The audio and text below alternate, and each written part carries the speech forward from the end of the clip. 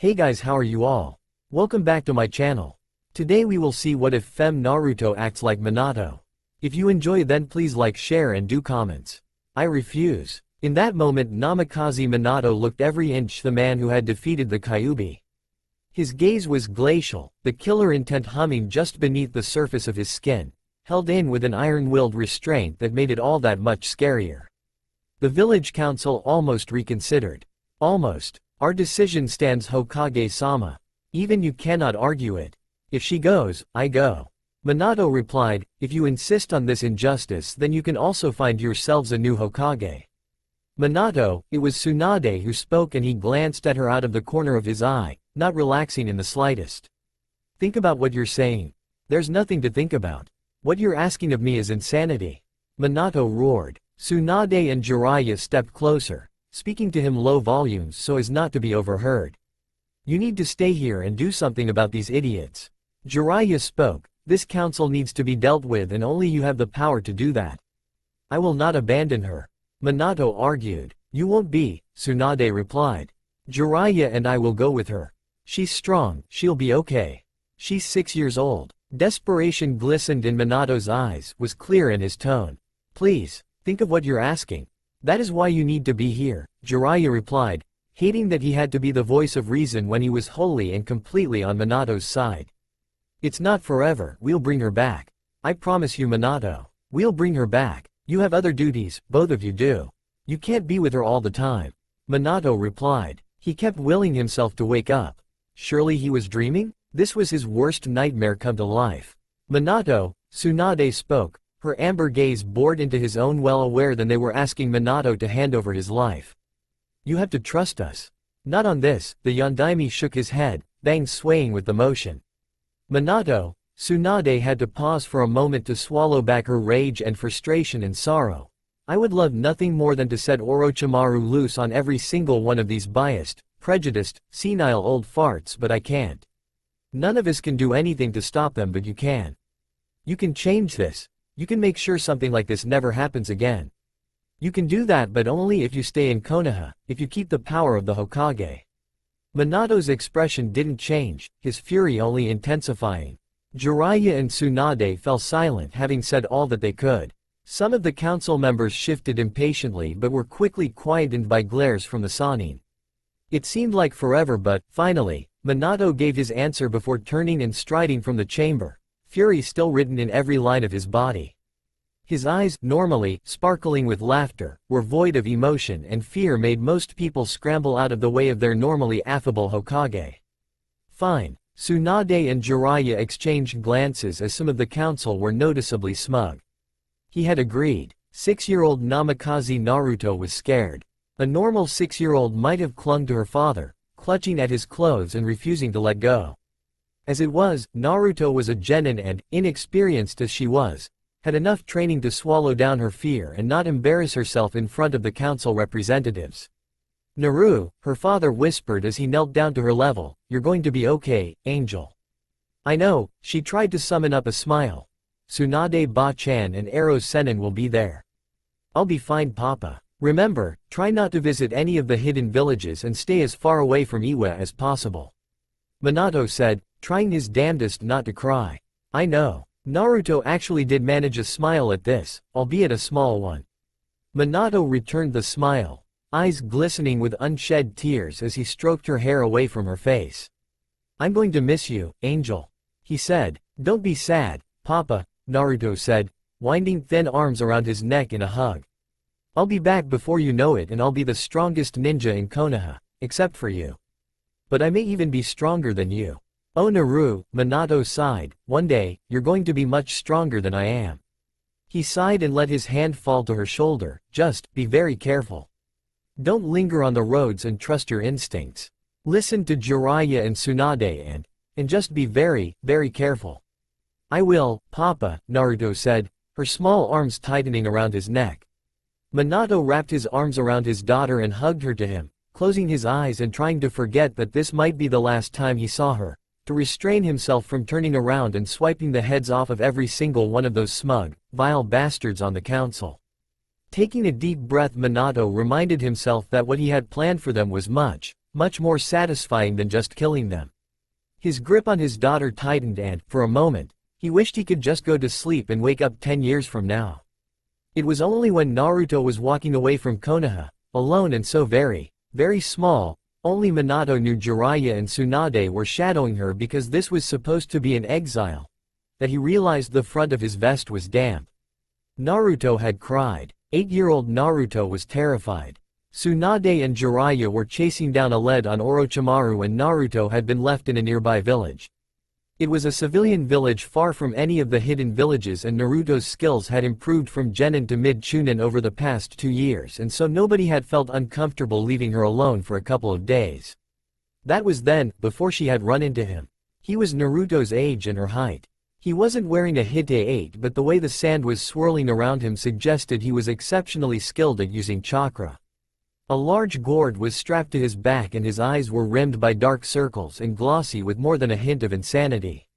And to think, an hour ago he was merely scary but as their fight progressed the psychosis had developed and now Naruto feared she was facing a true madman. Her chest heaved as she struggled to draw in oxygen. Her arms and legs were covered with cuts and as the boy ranted on and on about his mother and proving his existence Naruto found that she was sick and tired of being scared. It seemed like she'd spent the past 2 years in fear and she was sick of it. She was an 8-year-old, Chunin-level kunoichi. She was the jailer of the 9-tailed fox, the most powerful of the tailed beasts. She was the daughter of the Yondaime Hokage, the most powerful ninja ever. She was Namikaze Naruto and she was sick and tired of being scared and nervous and bullied by maniacal boys with freaky talents. Naruto closed her eyes and took a deep breath. From the way this boy was talking she was certain that he was a Jinchuriki. He'd called himself a monster. Well, the monster was about to be introduced to the bigger monster. She opened her eyes and the normally cerulean orbs were tinged with red. It was time someone taught this boy a lesson. The sunset was lost on Minato. He stood on the balcony outside his office, gaze unseeing as his thoughts wandered. His paperwork was done, he had heard back from all returning teams and, in truth, there was nothing keeping him at the office. Still, his home felt too large and too empty these days and not even Ichiraku's could tempt him. Tucci's knowing and sympathetic gaze would only weigh on his shoulders so Minato vaulted easily over the balcony, landing on the street below with barely a sound before he took to the rooftops once again. The training grounds it was. Only physical exertion could help him forget, if temporarily, the gaping hole in his heart that would only truly be filled when his daughter was returned to him safe and sound. 10-year-old Namikaze Naruto was frustrated. Her brow furrowed, tongue peeking out between her lips as she glared at the misshapen ball of chakra that was threatening to explode in her hands.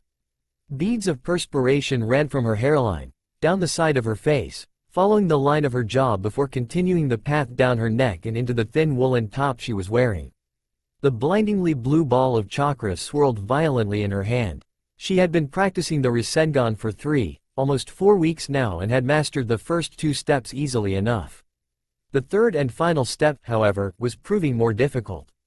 She gritted her teeth in an effort to control the pulsing energy as she felt it fight for release. Her chest heaved with the exertion even as she felt her control slipping. In vain she tried to wrestle back control, her determination so strong that, had she thrown the ball away from her a moment later, it would have been a moment too late. The incomplete Rasengan exploded mid-air creating a small gust of wind that blew Naruto's bangs away from her face but did nothing to dislodge her scowl. Damn it all to hell. The girl cursed, stamping her foot in frustration. Why the hell couldn't she get this? Naruto huffed, crossing her arms and glaring at the spot where the wannabe Rasengan had exploded into thin air. She'd never had such difficulty with a jutsu before.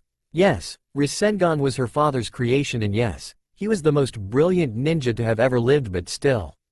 She was a quick learner and she had picked up the first 2 steps in record time. What the hell was up with the third? Wow, it looks like an entire war took place here. Jiraiya whistled as he sauntered into the clearing. Still haven't mastered it, brat? He grinned. Shut up, Ero Sennin, Naruto grouched, crossing her arms across her chest and huffing loudly as she sat down on a nearby rock. Not so cocky now, huh? Jiraiya smirked. I told you it was a powerful jutsu. You also told me you'd treat me to ramen, Naruto snorted. I'm still waiting, Ero Sennin. Tell you what, Jiraiya grinned. Master the Rasengan and I'll make good on our deal. Yeah right, that's what you said when we started learning water jutsus, 3 months ago. Naruto grumbled, but she picked herself off of the ground, nonetheless, and continued training with little more than a roll of her eyes. She twisted easily in the air, one leg swinging out to deliver what would have been a devastating kick to the crook of his neck. Zabuza vaulted easily out of the way and Naruto landed on both feet, blue eyes narrowing in a glare. Her heart was thumping loudly in her chest. Momochi Zabuza, formerly one of the 7 swordsmen of the mist, was way out of her league, and Naruto was certain that she was about to get her ass handed to her, but there was no way she was just walking away from this fight. The bastard had called Haku a tool, and treated him like a slave. It was unforgivable. With a snarl, Naruto raced forward once more. Someone needed to teach this overgrown freak how to treat his subordinates properly. She was on fire, her entire body burned and her mouth opened in a scream that echoed through the woods, scaring the local birds into flight. Naruto's back arched, her hair escaping the confines of its band and splaying wildly in the wind generated by the chakra backlash.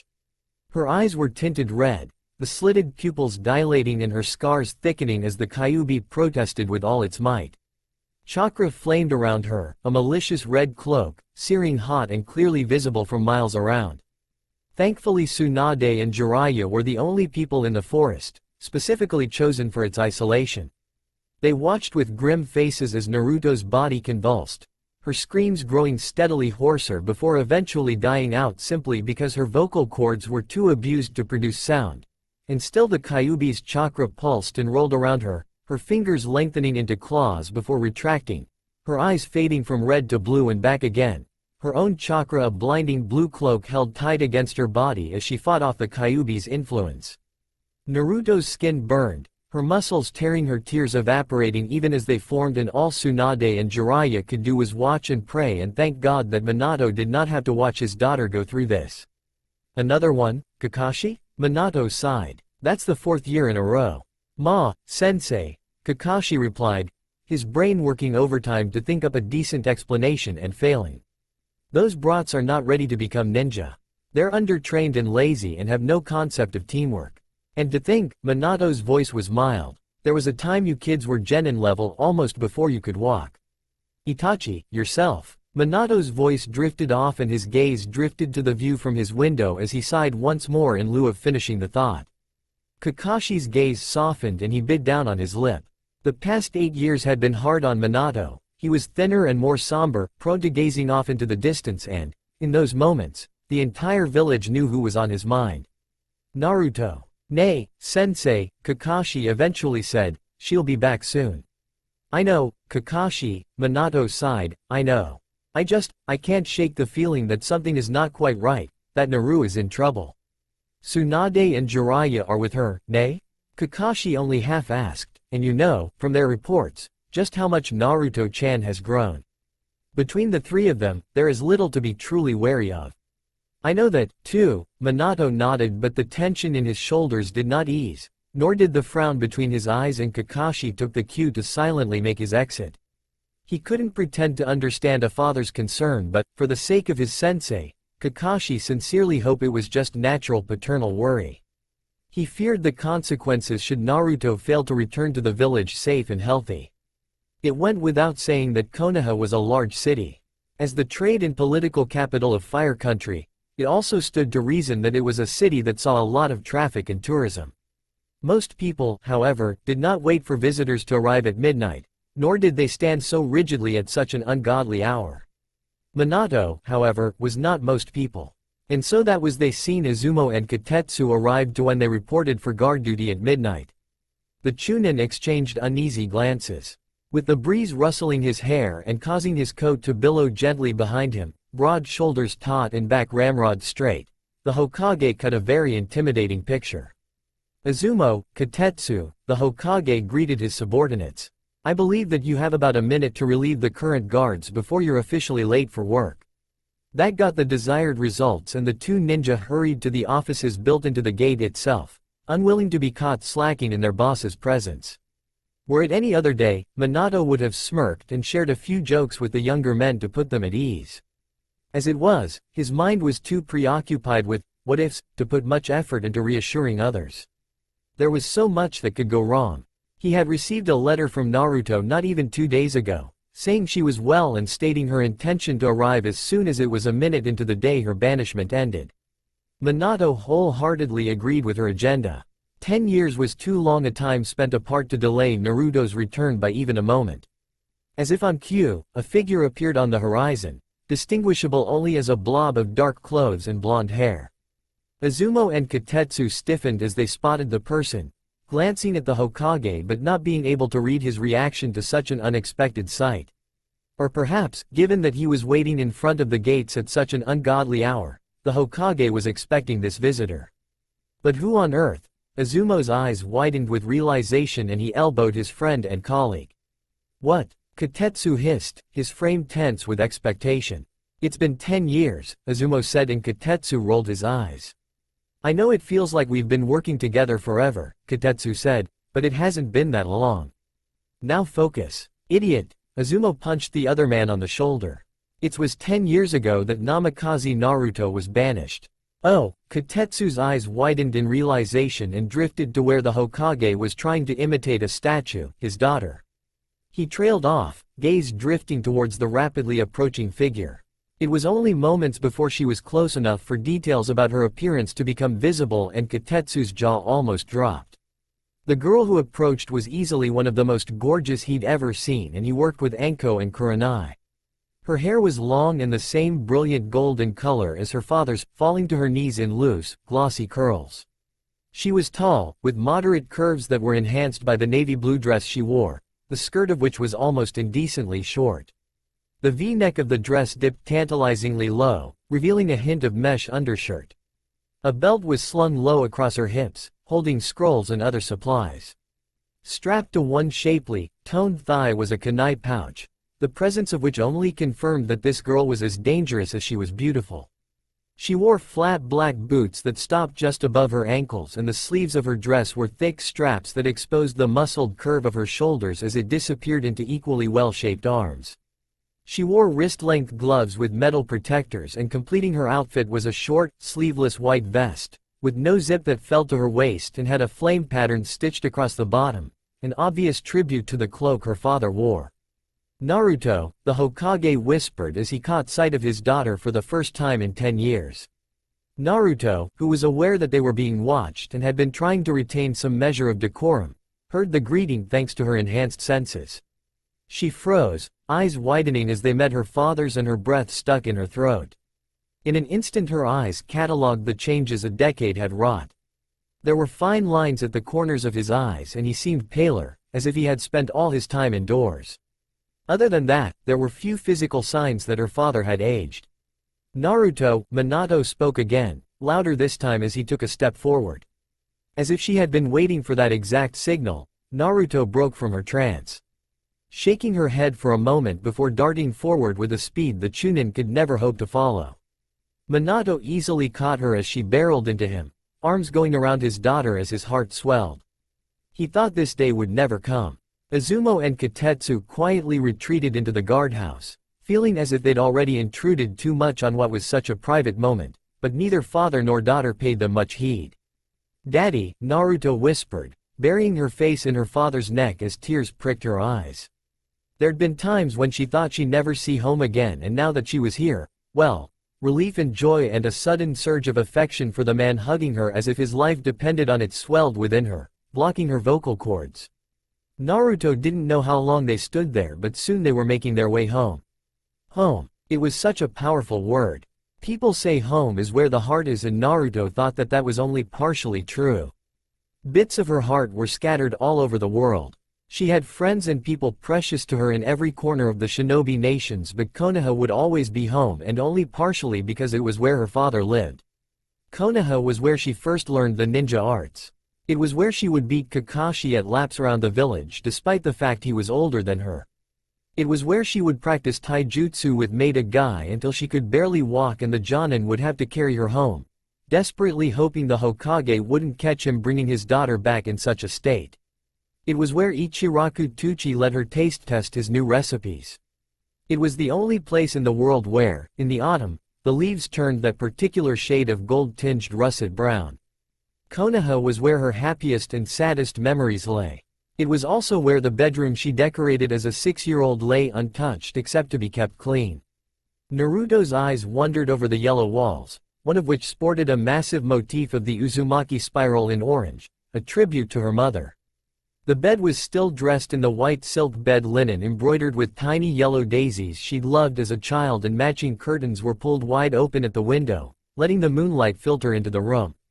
Everything was the same, from the collection of stuffed animals and oversized cushions that were arranged in one corner of the room, to the scroll on chakra manipulation that lay open on her nightstand, a subject with which she was now intimately acquainted.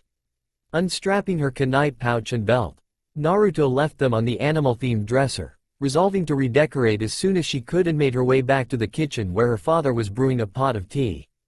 Being back in this house caused nostalgia to well up inside her, and she held in a sigh. "You look thinner," Naruto noted as she slipped into a chair. "Have you been skipping meals?" "Of course not, Naru-chan," Minato replied, his eyes curving into a smile as he set down the tea and retrieved 2 cups. "When have I ever skipped meals?" "All the time if I remember correctly," Naruto grinned. "I learned how to cook though. No more disregarding your health, okay?" "Okay." Minato's gaze softened and he reached over to ruffle her hair. "Whatever you say, Naru-chan." He took a sip of his tea before continuing. "Where did you learn to cook? Please don't tell me Tsunade-san taught you?" "No, of course not," Naruto laughed. "Granny can burn water. There's this little village in tea country where we spent some time, and a man lives there, Ui Takahashi, who is the best chef in the entire world. He taught me how to cook in exchange for self-defense lessons for his daughter." How old were you then?" Minato asked, and the two fell into easy conversation, catching up on the minutiae of each other's lives over the past decade. Before they knew it, the sun had risen and it was time for Minato to go to work. Father and daughter walked through the village, arms linked as they watched Konoha awaken. Only the early birds were out and about, and almost everyone greeted the Hokage with a wave and a smile. Naruto was met with curious looks. She'd been sheltered as a child. People feared her status as a Jinchuriki but feared Minato's anger should harm come to his daughter even more. News of her banishment had provoked mixed feelings within Konoha. On the one hand, it was better if she learned to control her Biju somewhere far away where she posed no threat. On the other, she was only 6 years old. Talented as Naruto was, nothing good could come off of sending a 6-year-old out into the world to fend for herself. Now that she was back, older and reeking of confidence, well, that could only be a good thing, right? "So what do you have planned for today?" Naruto asked, following her father into the tower. "Are you meeting with the council? Can I sit in?" "Thankfully no council meetings today," Minato chuckled. "They'll be spared your exuberance and I'll be spared a headache." "A headache, Papa?" Naruto pouted. "I see you for the first time in 10 years and you call me a headache? I feel so loved." Minato's grin widened and he laughed out loud when Naruto feigned annoyance, huffing and crossing her arms over her chest with exaggerated motions. Unable to help himself, he threw an arm across her shoulders, marveling once more at how tall she'd gotten.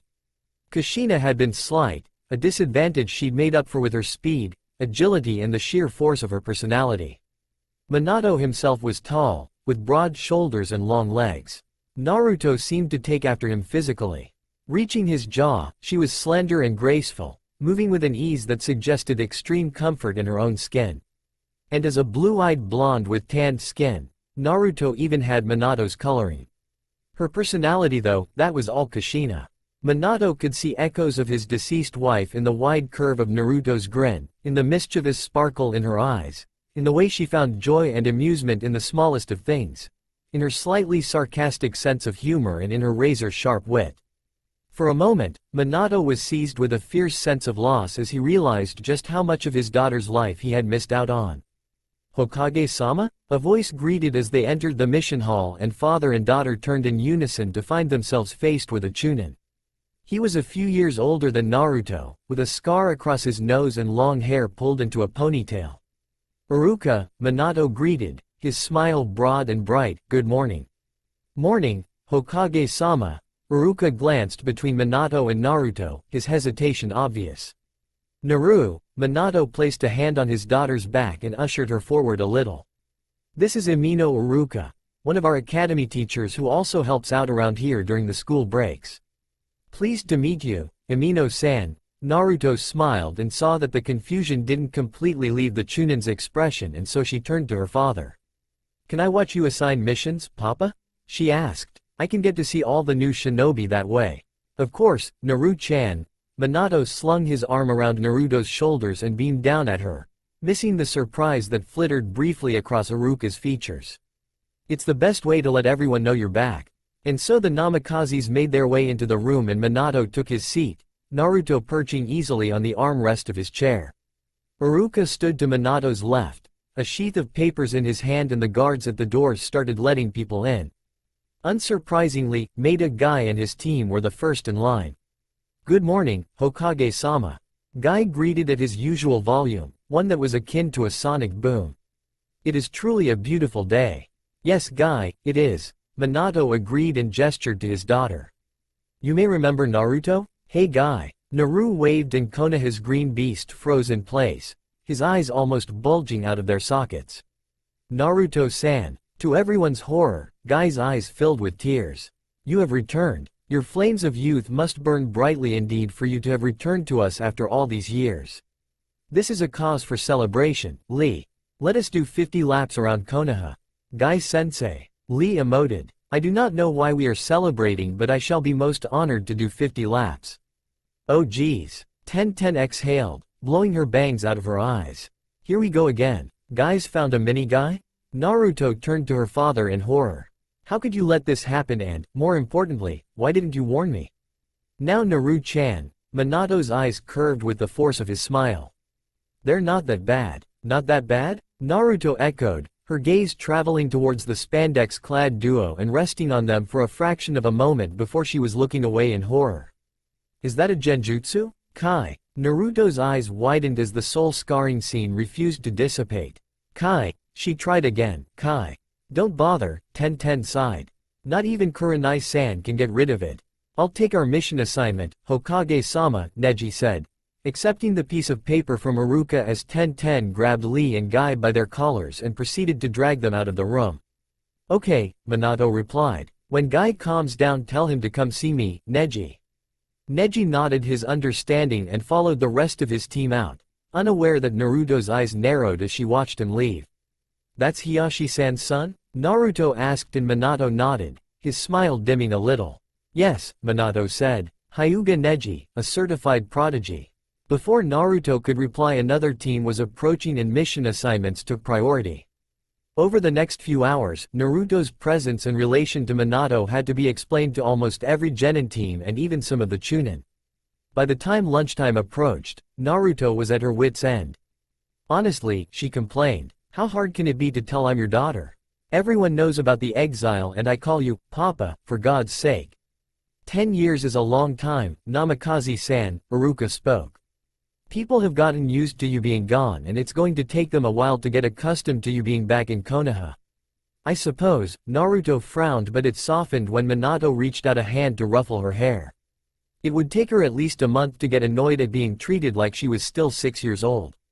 I haven't seen Kakashi yet, Papa, Naruto said after a moment. Does he have a mission away from the village? Iruka coughed to hide his snicker and Minato's smile was knowing, causing Naruto's brow to furrow in confusion. What aren't you telling me? She asked. Oh, nothing, Naru-chan. Nothing, Minato grinned. In fact, I think I hear Kakashi now. Naruto opened her mouth to refute his statement since, even at 12, Kakashi had been one of the stealthiest people she knew. 10 years would only improve his skills. Before she could do so, however, a voice shrill enough to cause everyone in the vicinity to wince pierced through the room. Sigh, you pervert. Haruno Sakura hit her teammate on the head as they entered the mission hall. Don't say things like that in a lady's presence. I don't see any ladies around, hag, Sai retorted and he ducked to avoid another punch from Sakura. You rude, immature, annoying jerk. Sakura shrieked, gearing up for one of the infamous Sakura, Sai tirades. Naruto had other plans. Somebody please pass me earmuffs, she spoke, causing all Team 7's attention to swivel towards her except for Kakashi, who had his head buried in a book. Well, that just wouldn't do. I never thought I'd see the day you took on a Genin team, Hitaki. Naruto smirked and it deepened as Kakashi's head snapped up, his visible eye widening in surprised recognition as he spotted her. And I never thought that when you did it would be one composed of loud brats. Naruto? Kakashi's disbelief colored his voice as he ignored her last statement. Is that you? In the flesh? Naru beamed then, before anyone could blink. She had vaulted over the table and thrown her arm around Kakashi, her first and best friend, who immediately returned the hug. Why didn't you let me know what time you were arriving at? Kakashi asked as they broke apart. I would have met you at the gate. I wanted to surprise you, Naruto smiled. And also, you would have told everyone and they'd all would have waited up. Welcoming committees are embarrassing. I don't think it would have been a bad idea, Minato spoke. Maybe we could still throw a welcome back party for you, Naru? Please don't, Naruto quickly vetoed that idea. I'd prefer to catch up with everyone individually. But, Naru-chan, I haven't been able to throw you a party in years, Minato tried to wheedle. I know that, Papa, but I hate parties. Naruto crossed her arms over her chest and tried not to feel guilty about saying no to her father. Wait, Papa? Sakura spoke, unable to contain herself. Beside her, Sasuke and Sai perked up, their expression sharpening. Why are you calling the Hokage, Papa? Geez, Kakashi, Naruto winced at the volume of Sakura's voice, but only Minato and Kakashi knew she was exaggerating. You really shouldn't let the little harpy get away with being so loud. Little harpy. Sakura rose to the bait, missing the way her teammates smirked. Who the hell are you to call me that? Namikaze Naruto, at your service, Naru replied with obvious sarcasm. Namikaze? Sasuke's eyes narrowed. Weren't you exiled? I was, but now I'm not. Naruto grinned briefly but didn't elaborate, enjoying their confusion. Do you want to come with us today, Naru? Kakashi asked before turning to Minato. That would okay, right sensei? It's fine by me, Minato replied. Actually, Naruto's smile was a little rueful. I wanted to have lunch with Papa. I'll find you afterwards, is that okay? Sure Naru, Kakashi grinned under his mask, his visible eye curving with emotion, and he drew her into another quick hug. And welcome back, we missed you. The wind picked up her hair, blowing it behind her in a river of gold. Naruto smiled, tilting her face up towards the sky and leaning back to lie against the tiles of the roof. It was a glorious morning, made all the more so because she was spending today with Kakashi. Naruto had been home for a full week and it still felt like she had returned only yesterday. A lot had happened in that week. Her father had officially announced her return to Konoha and also made it public news that she was no longer the jailer of the nine-tailed fox. Naruto, with a bit of help from Jiraiya, had managed to modify the seal and allow for faster assimilation of the Kyuubi's chakra. Breaking the news to Konoha as a whole was a decision Naruto was fully behind and turned out to be the correct one. Nobody could accuse her of being unstable now. Drawing in a deep breath, Naruto inhaled the smells of home in the morning. There was the jasmine that was the pride of the groundskeeper's garden, and there was also an undercurrent of pine. The coniferous trees were particularly abundant in Konoha, and nowhere else on the hidden continent carried quite the same smell. There was also a rather delicious, albeit man-made smell that instantly caused Naruto's stomach to growl and her grin widened. Porridge. Slipping back in through her bedroom window, Naruto practically skipped downstairs. Porridge was her absolute favorite breakfast food but could only really be found in the hidden villages, and Naruto had spent 10 years avoiding those at every turn. Also, nobody cooked porridge quite like her father. Morning Naru, Minato grinned as his daughter bounced into the room. Morning Papa. Naruto beamed, dropping a kiss on his cheek before crossing to the stove to fill a bowl with nutritious, creamy goodness. You're in a good mood, Minato noted, grinning as Naruto sprinkled blueberries and strawberries into her breakfast until there was almost more fruit than porridge. I'm spending the day with Kakashi. Naruto returned the smile as she hopped onto the counter instead of sitting on a chair. I can't wait. The lazy ass barely rode me at all when I was away. We have so much to catch up on. I'm sure, Minato replied, just don't forget we're going to Asuma's house for dinner. It wouldn't do be late. Please, when am I ever late? Naruto scoffed, swinging her legs as she ate. I can't wait for that either. I missed Asuma-san, he's another one that was too lazy to write. As long as you don't say that to his face, Minato grimaced. Why not? Naruto raised her eyebrows in question as she hopped off the counter and rinsed out her bowl.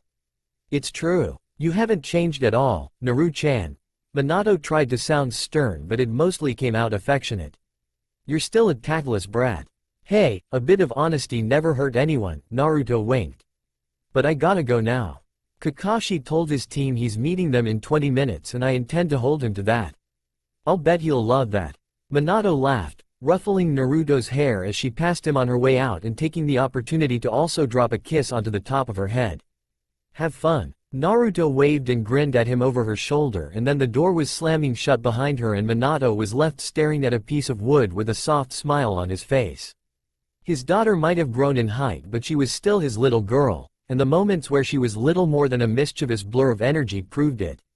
Shaking off his nostalgia, Minato slung his cloak over his shoulders and strode out of the house. Hopefully the day would pass without Naru and Kakashi doing irreparable damage. Those two could be a force to be reckoned with. Waving to Guy as he sped past her on his, while she shuddered to think how many laps around the village he had already done, Naruto hummed softly under her breath. It was a beautiful day and she was going to spend it with her oldest friend. It didn't hurt that Kakashi was hot as hell. 10 years ago he had been a lanky 12-year-old that towered over her in a highly annoying way. Now he was a tall, broad-shouldered 22-year-old that towered over her in the best possible way. Also, those Jonin uniforms he wore were the best invention ever because they were a little fitted. When you had legs like Kakashi's, fitted was very, very good. Jiraiya's books were detailed and graphic and Naruto couldn't help but imagine what it would be like to try out some of the stuff he wrote about with someone as attractive as the copy nin. Shaking the lecherous thoughts from her head because it was just wrong to think of her friend in that way, Naruto grinned broad and bright when she spotted Kakashi standing at the memorial stone. He would undoubtedly have picked up on her chakra signature by now, so she wasted no time on stealth. Instead, Naruto ran, with enough speed to generate a soft breeze, and jumped onto his back. Her arms went around his neck and her legs wrapped around his waist, and still Kakashi barely even blinked.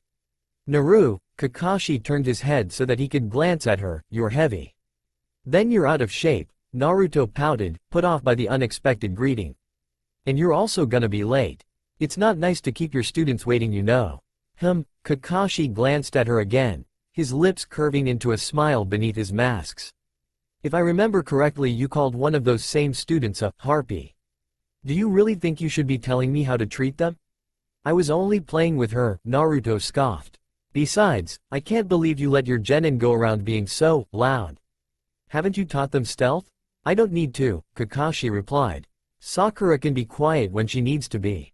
She's a genin, how often does she need to be quiet? Naruto asked, resting her chin on Kakashi's shoulder and lifting her arms out in front of her. Her nail polish was chipped. Kakashi turned his head to look at her, amusement clear in his visible eye, but Naruto just shrugged, not in the least bit bothered by her current position. Neither was Kakashi, if he were completely honest with himself. The training grounds weren't far from the memorial stone and Naruto really wasn't all that heavy. Not for him anyway. Besides, it felt nice to carry her. His hands rested on her legs, feeling the deceptive strength there even through the material of his gloves, and her breasts were squashed against his back.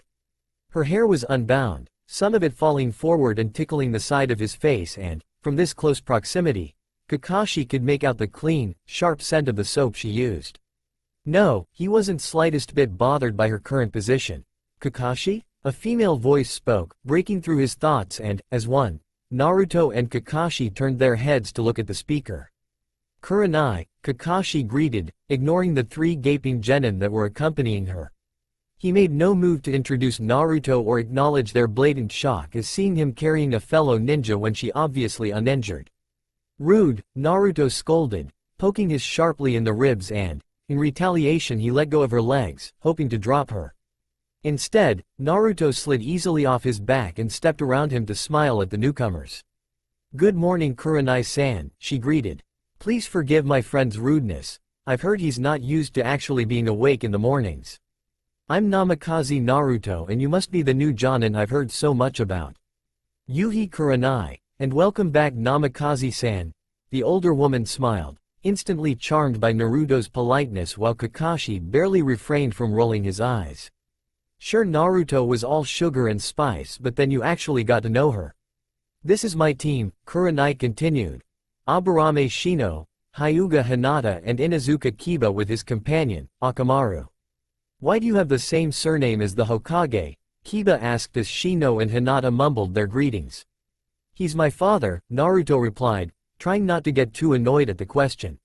She'd met most of the village's ninja yesterday, but it was inevitable that some were out of the village or had taken training days. Still, you'd think they'd know such recent history. No way. Kiba's disbelief was evident. The Hokage has a daughter. How come we've never seen you before? Kiba. Kurenai instantly scolded before turning to Naruto with an apologetic smile. Pardon him, Namikaze-san. Kiba sometimes forgets his manners. It's no problem, Naruto assured, and to answer the question, I've been out of the village for a long time. We really must be going now. She linked her arms with Kakashi. I wanted to make sure Hitaki was on time for once. It was nice to meet you, though. Goodbye Namikaze-san. See you around Kakashi. Kurenai waved as Naruto dragged Kakashi away, seemingly unaware of the unimpressed stare the copy nin was bestowing upon her. You don't have to pull so hard, you know, Kakashi said as Kurenai and her team became blobs of color in the background.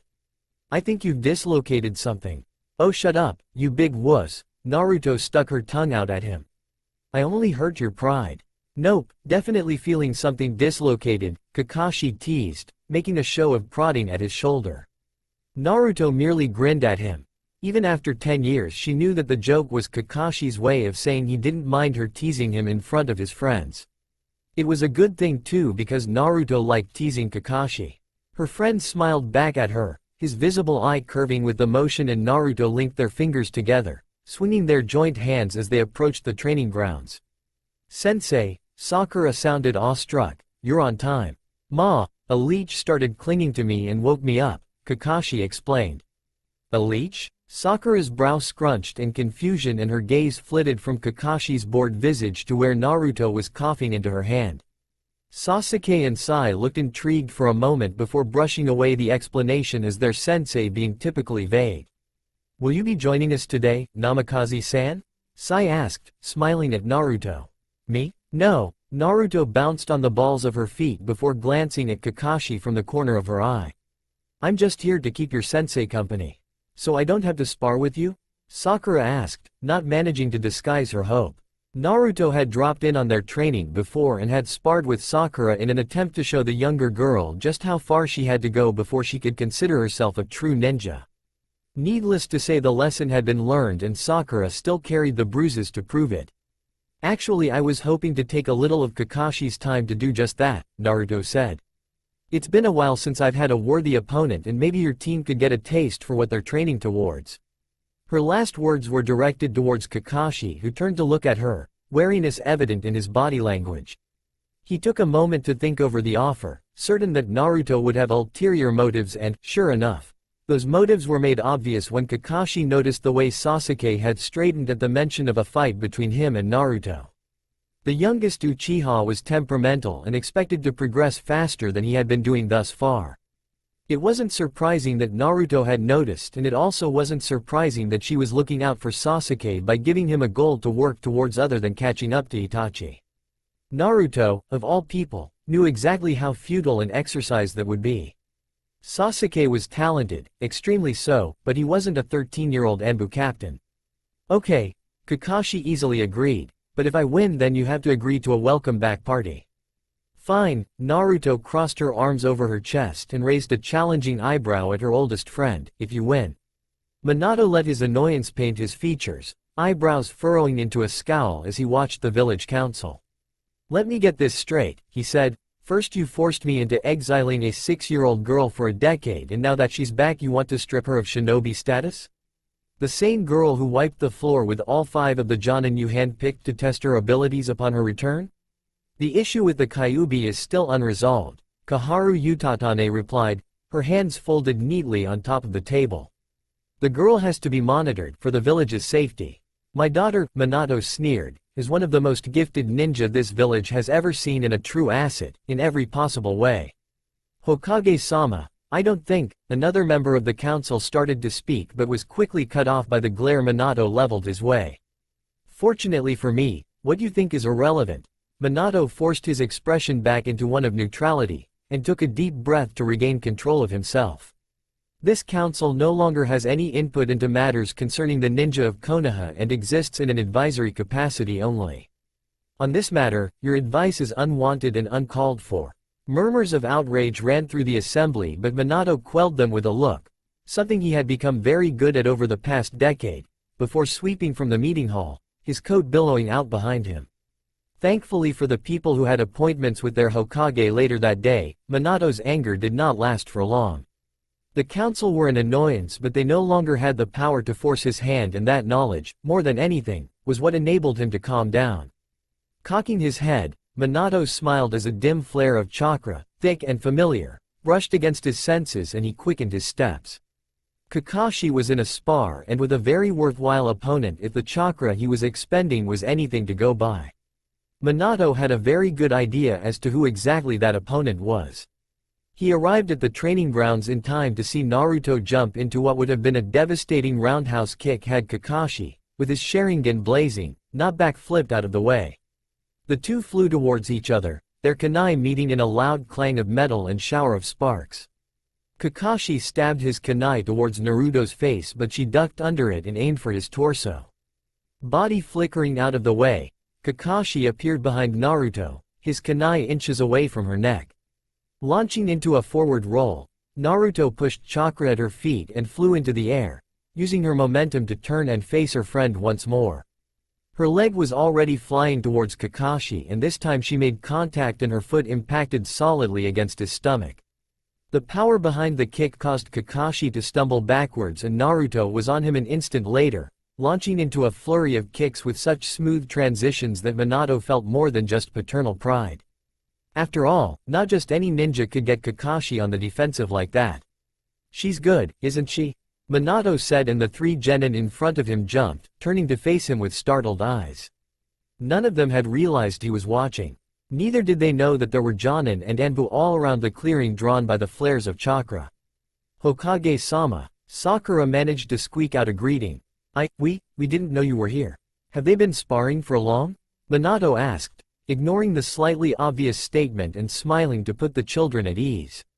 "It's been approximately 20 minutes, Hokage-sama," Sai said, his head swinging from left to right as he tried to keep track of the two older ninjas' movements.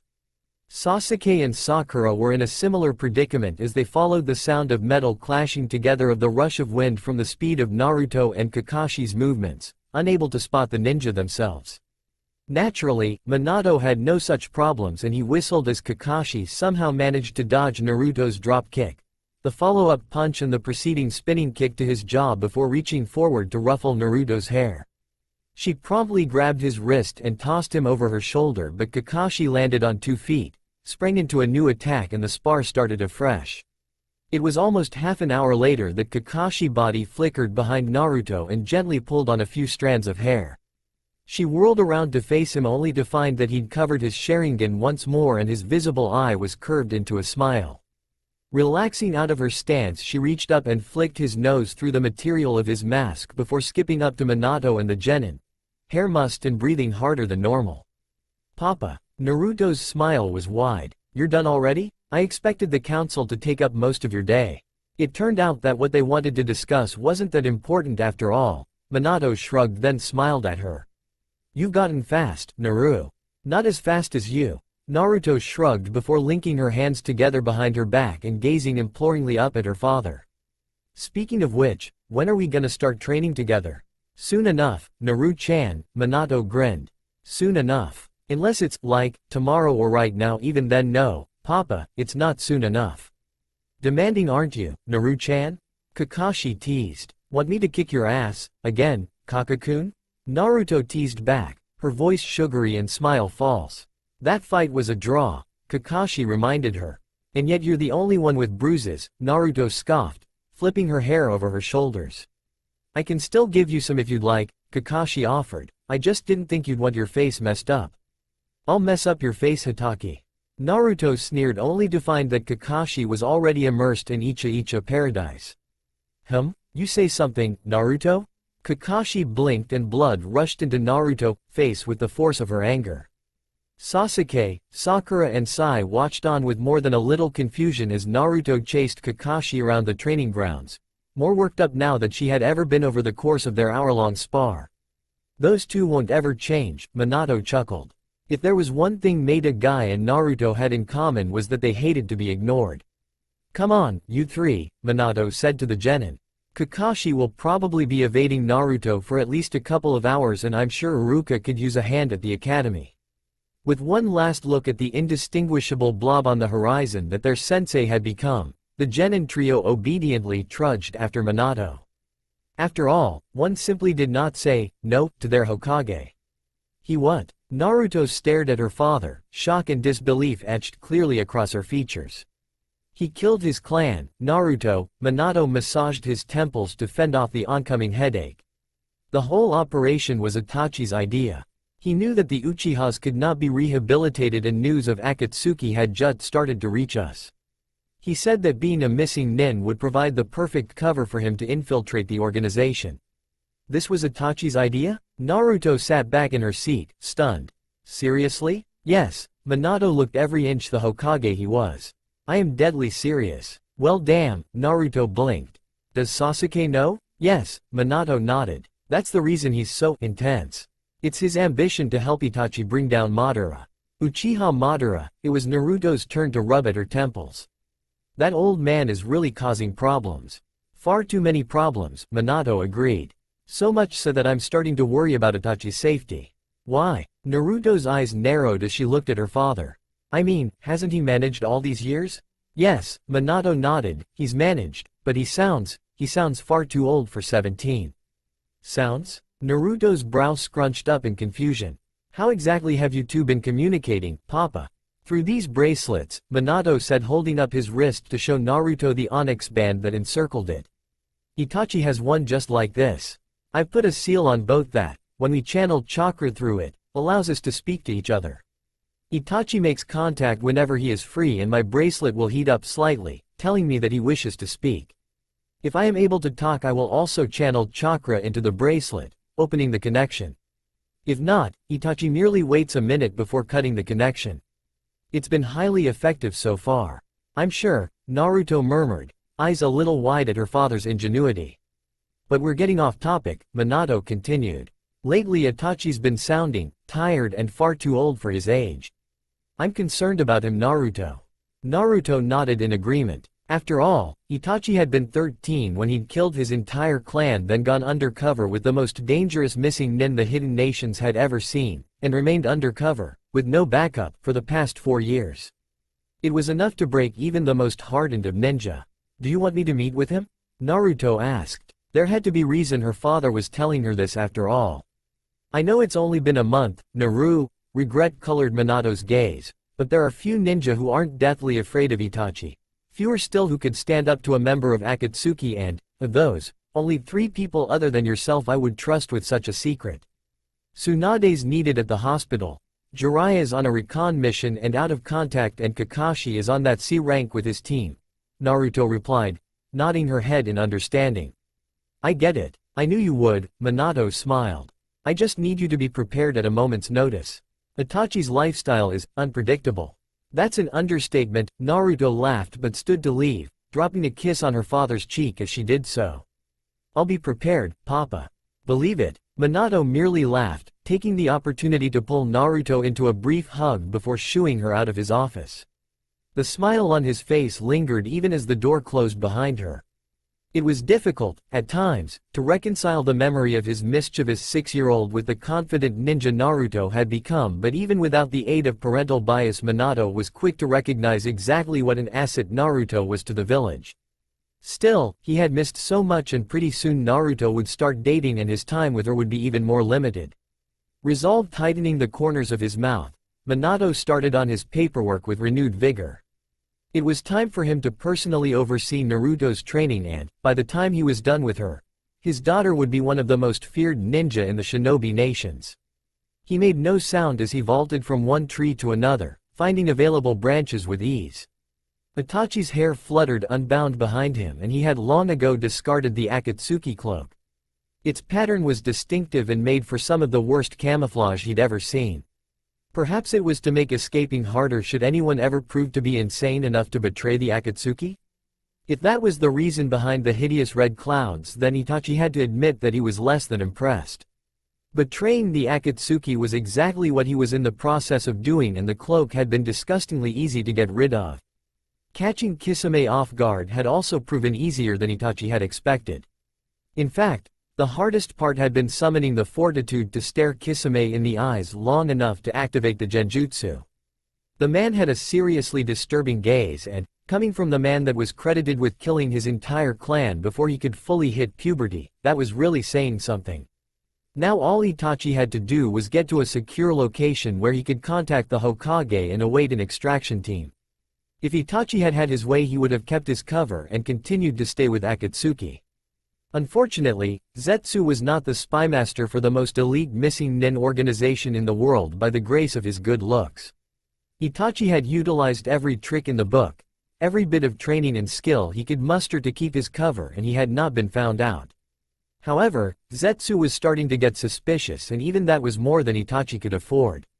Besides, Namikaze-san was back in Konoha now and under her father's watchful eye. Anyone that wanted her would have to go through him first. Staying with the Akatsuki meant almost certain death for Itachi because Zetsu was relentless once the seeds of doubt had been planted in his mind. Making his escape now, with minimal chance of conflict, was Itachi's safest option.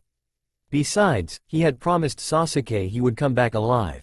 It was just then that Deidara and Sasori appeared in front of him, and Itachi came to a smooth halt, his face impassive even though he was mentally cursing up a storm. So much for minimal conflict. A light sheen of perspiration covered her body and a pleasant ache, the evidence of a good workout, throbbed through her muscles. Hinata pushed back damp tendrils of hair from her eyes and surveyed the practice dummy. She had hit a fair amount of tenketsu but was nowhere near the level of proficiency her father deemed acceptable. Hinata's shoulders sagged as she sighed before she steeled herself and tried again. Unknown to Hinata, someone was crouched on a tree branch above her, watching her train. The wind tossed Naruto's hair around her face and she rested a hand against the tree trunk for balance, the other one lying across her bent knees. Hiyashi-san had been one of Naruto's early tutors and she had found him to be strict and demanding, conditions that Naruto thrived under. Hinata, however, did not. She had visited him yesterday to formally announce her return and re-establish their acquaintance, and that was when Hiyashi had mentioned the trouble Hinata was having with the weight of expectations placed on her shoulders. Hiyashi had been the most outspoken of her father's supporters when the council had called for her banishment, and Naruto had no doubt that he had remained a friend to her father in the years that she had been gone. There was little she could do to repay such a kindness, but helping his daughter was a good start. Pushing off the branch, Naruto vaulted into the air and landed silently in front of the startled Hyuga heiress with no more fanfare than the cloud of dust kicked up by her landing. "Hinata," Naruto greeted, "good morning." Gee, good morning Namikaze-san," Hinata replied, quickly dipping into a bow. "My father is called Namikaze-san." Naruto made a face before smiling at the younger girl. "Please just call me Naruto." "Very well, Naruto," Hinata said, blushing with pride as she realized she didn't stutter. "You're doing solo training?" Naruto half asked, acting as if he hadn't spent the last half hour watching the girl. I used to train with a Hyuga, you know. Before I left the village. I heard Namikaze-san, I mean Naruto, I heard that Naruto-san was genin by the age of 6, Hinata answered, averting her eyes in embarrassment. Namikaze Naruto was confident and beautiful and so perfect that Hinata was feeling more than a little intimidated. "Yes, I was. But mostly because I had excellent tutors." She fell silent and regarded Hinata for a moment before continuing. "I don't claim to be an excellent tutor, but I can help you train if you want." "Why, you want to help Emmy?"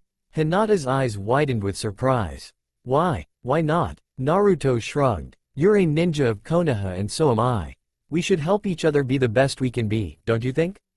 Stunned, Hinata could do nothing but gape at Naruto for a few moments. "I wouldn't want to be an imposition," she eventually managed to say. "Nonsense." Naruto laughed, "It's no imposition at all. Let's start with the basics, shall we?" And that was how, when Kurenai arrived at the grounds an hour later to oversee Team 8's combined training, she happened upon a sight that was riveting enough to keep even Kiba quiet.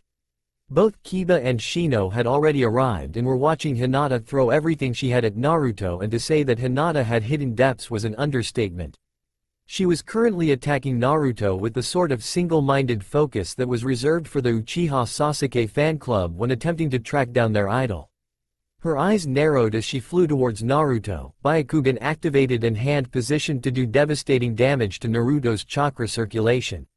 Naruto easily evaded the strike, leading Hinata on a chase that gave some interesting insight into Hinata's flexibility. It wasn't long, however, before Naruto called a stop to the spar by simply relaxing out of her fighting stance, prompting Hinata to do the same. "Good work, Hinata." Naruto beamed, slinging an arm around the younger girl's shoulders and steering her towards her team. "I think you've given Kurenai-san a lot to think about."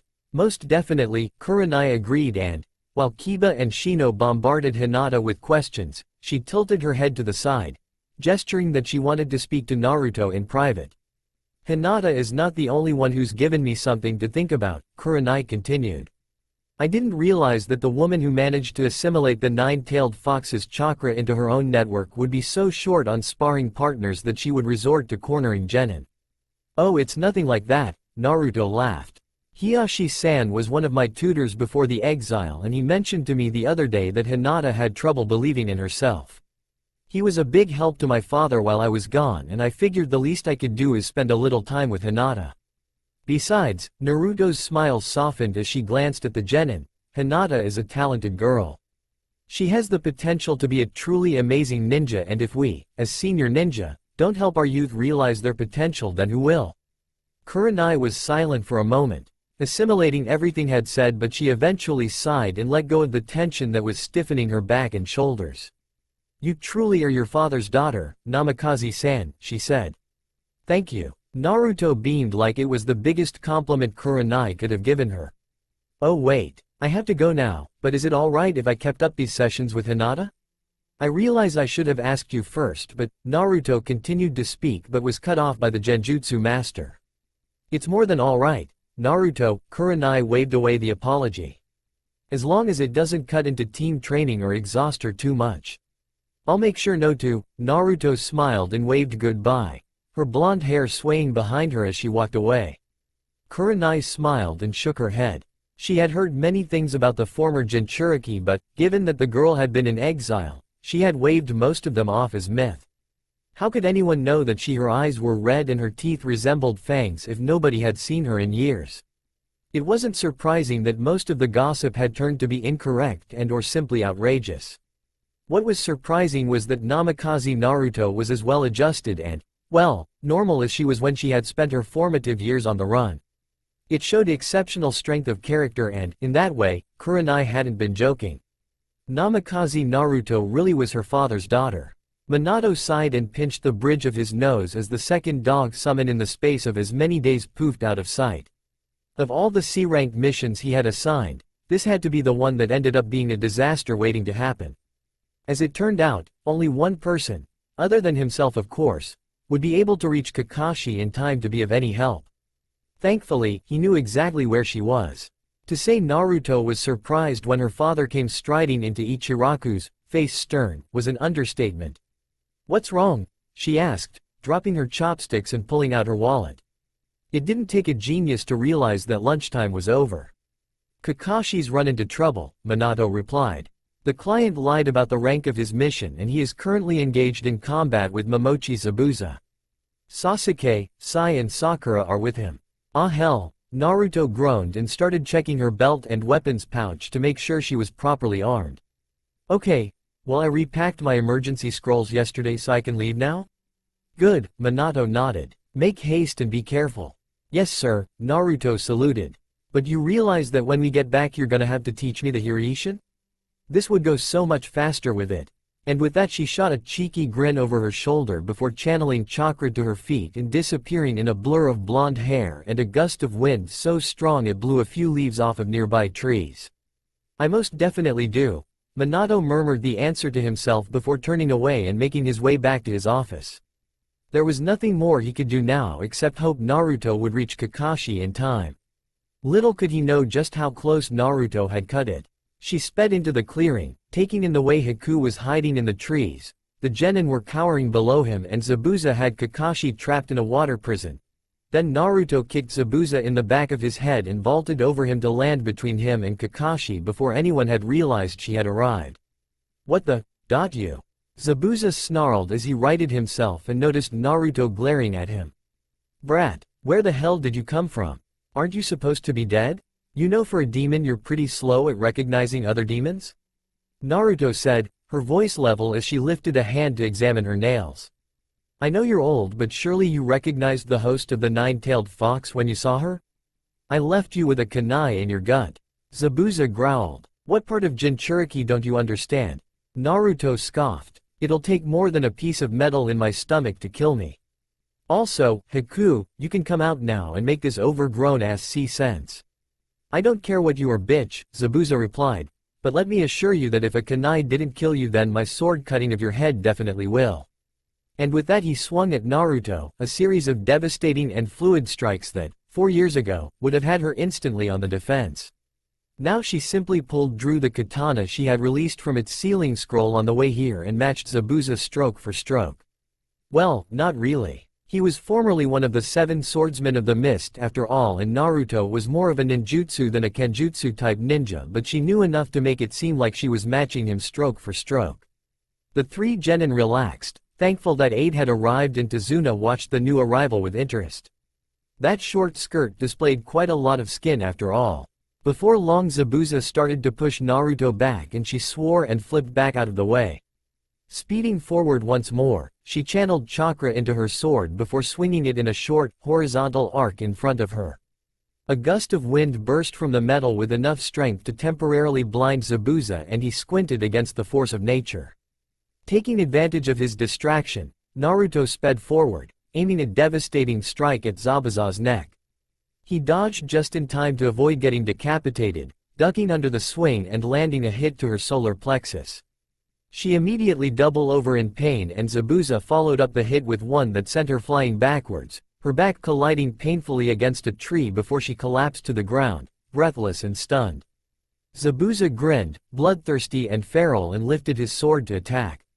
Before he could, however, a foot collided with his abdomen, knocking him backwards, and Kakashi appeared in front of Zabuza, body tensed and Sharingan blazing.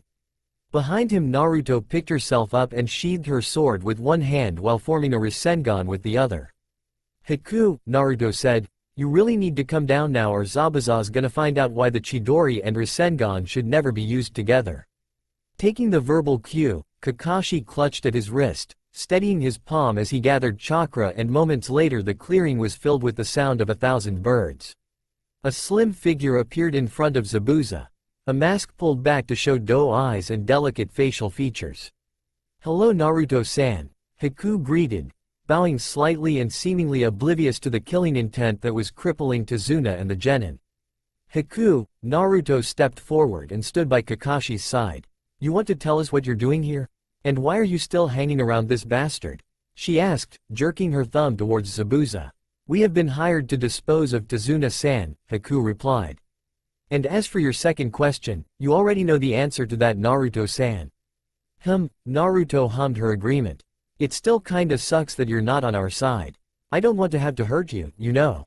And I do not want to hurt you, Naruto-san." Haku's regret was obvious in both his expression and his voice. "Oh, don't worry," Naruto replied, "you won't."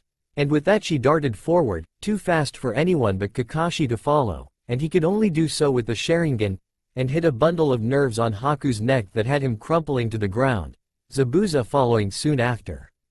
Kakashi blinked, taken aback by the sudden change in scenario, before relaxing out of his stance, the Chidori fizzling away.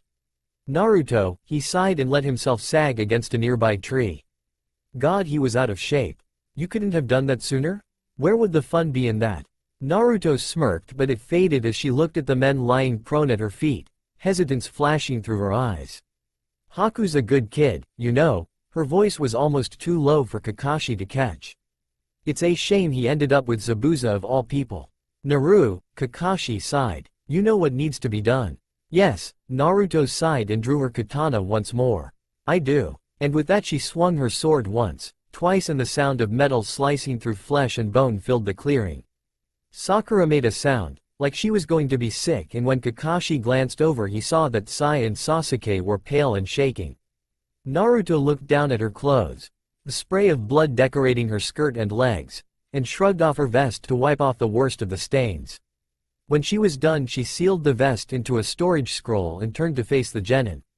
"Why you killed them?" Sakura stared at Naruto, eyes wide and face pale. "But why? I mean, they were defeated, right? They couldn't fight back. Why did you have to kill them?" "Listen up," it was Kakashi who spoke. "Being a ninja means protecting your village and your teammates, but most of all, it means protecting your client. Those two were after Tazuna and they would stop at nothing to complete their mission. We had no choice but to retaliate." Sasuke and Sai still looked a little pale and queasy but nodded at his words, seeing the truth behind them. Sakura, however, looked like she wanted to protest, so Kakashi continued before she could do so. "The life of a ninja is a difficult one and the right choice is not often an easy choice. There's no room on this job for softness, Sakura, so I would advise that you use the rest of this trip to evaluate your options and think on whether this is a career you truly want." Sakura fell quiet at that, her eyes clouding over as Kakashi's words registered, and she sighed, nodding her head before turning away. "Okay," Kakashi spoke again after a moment. "Let's get Tazuna home." Mobilized into action by his words, the genin and Tazuna resumed their journey, expressions grave and shoulders sagging a little over the day's event, and Kakashi took a step forward to follow them before passing out. Naruto swore, darting forward to catch her friend before he could hit the ground. "Sensei." Sakura's eyes widened as she turned to see what had happened. "What happened to him?" "He's all right," Naruto grunted and, with some effort, shifted Kakashi so that he was draped across her back, his arms hanging over her shoulders. "He's just exhausted." Heaving herself upright, Naruto exhaled under Kakashi's weight before turning to the rest of the group. "Come on then," she said. "The sooner we get there the sooner I can put his heavy ass down." That elicited smiles, albeit small ones, from the genin, and the group started forward once more, Naruto resolving to start some weight training as Kakashi grew heavier by the minute. The panting gasps of fresh air he took stung as they passed down his throat and into his lungs. Itachi placed a hand against a tree and let himself slump slightly, taking a moment to catch his breath after the battle. Sasori and Deidara on their own were relatively easily handled. Together they were a formidable team that took Itachi longer than he'd like to defeat. All this time spent on alert, watching his back and front, second-guessing everything he said, and everything that was said to him had slowly worn him down until his senses and reaction times were dulled slightly from sheer exhaustion. Still, even if it had taken longer than it should have, Itachi had overcome both Sasori and Deidara with few injuries other than that to his stamina.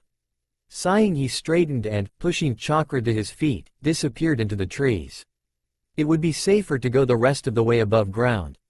It took only a few more hours for Itachi to reach his safe house, and he immediately activated the extensive array of seals and traps around the premises before escaping inside and channeling chakra into the engraved silver bracelet that circled his wrist. The response was, thankfully, immediate. "Itachi," the Hokage's disembodied voice filled the room, as calm and level as it always was. "Hokage-sama," Itachi greeted. "I am at the safe house." There was silence for a moment as Minato digested the news. "You got away okay?" he asked once he had. "Yes, Hokage-sama," Itachi replied. "Sasori and Deidara intercepted me, but I got past them." "Are you badly injured?" The note of concern in Minato's voice was genuine, and Itachi found himself responding, shoulders relaxing as he rested his weight against a wall. "No," Itachi said. "My chakra levels are low, but I shall recover overnight."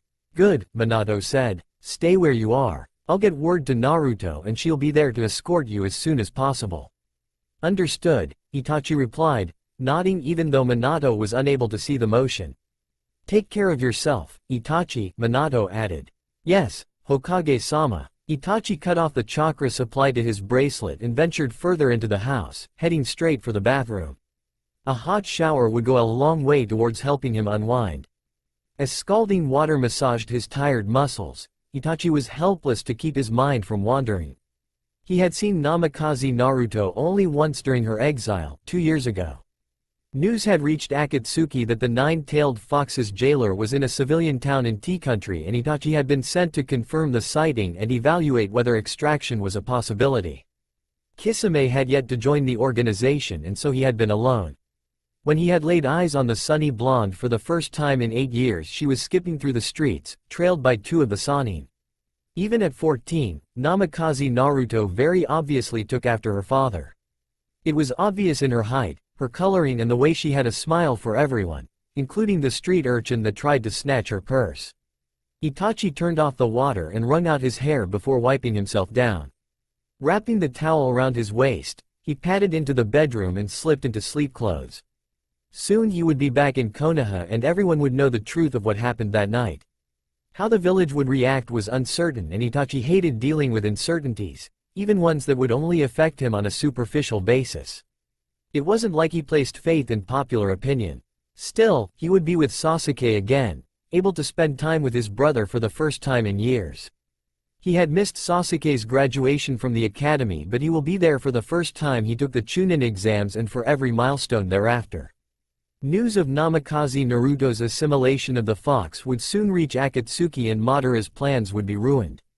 Besides, if Madara wanted Naruto, he would have to go through the Hokage, and that was a feat that anyone with any sense would be extremely wary of undertaking.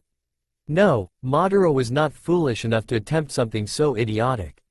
Even if the Hokage were not around, rumor had it that Naruto had grown into a ninja worthy to be called daughter of the Hokage.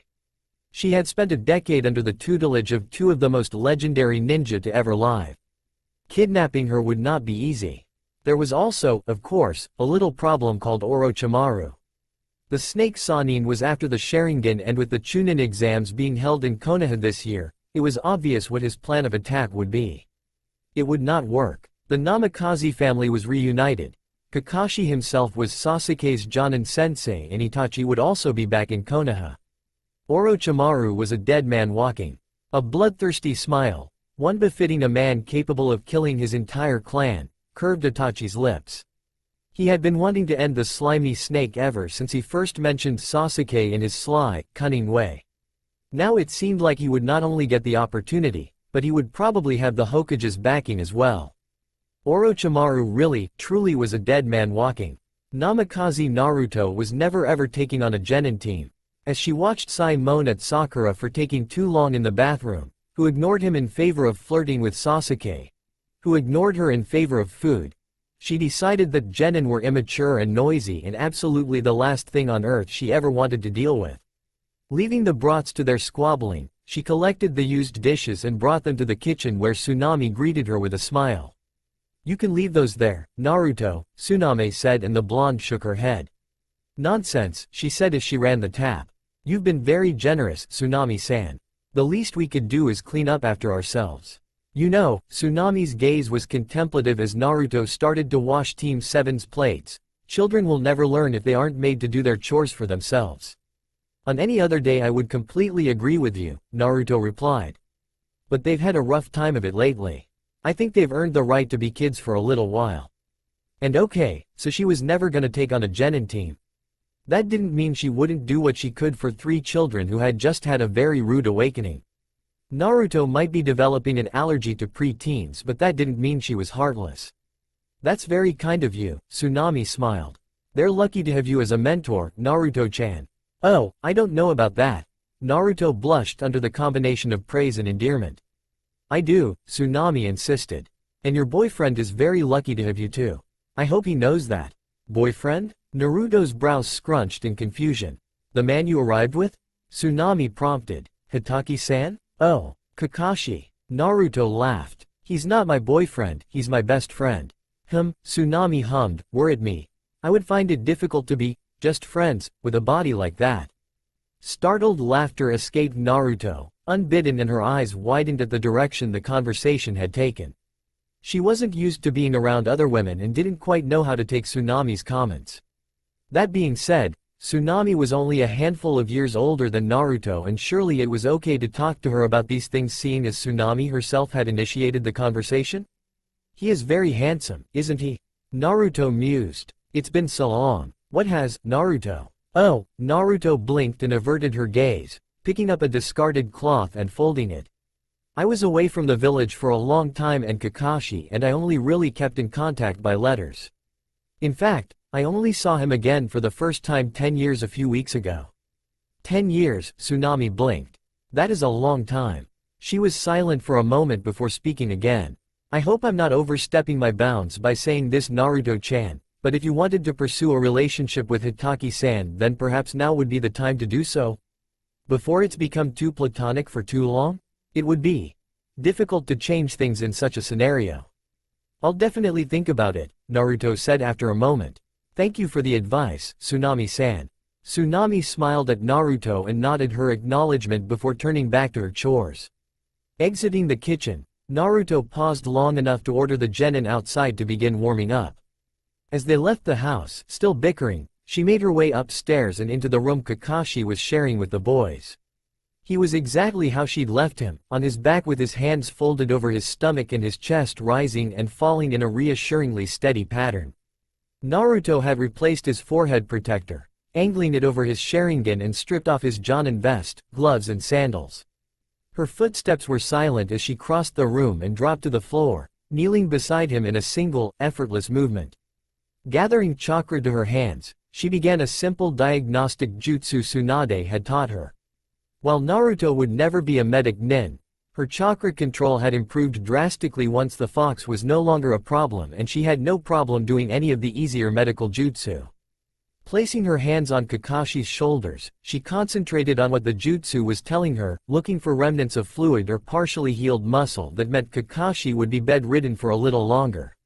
Her hands glided from his shoulders, down his arms and up again before moving on to his chest, stomach, hips and legs.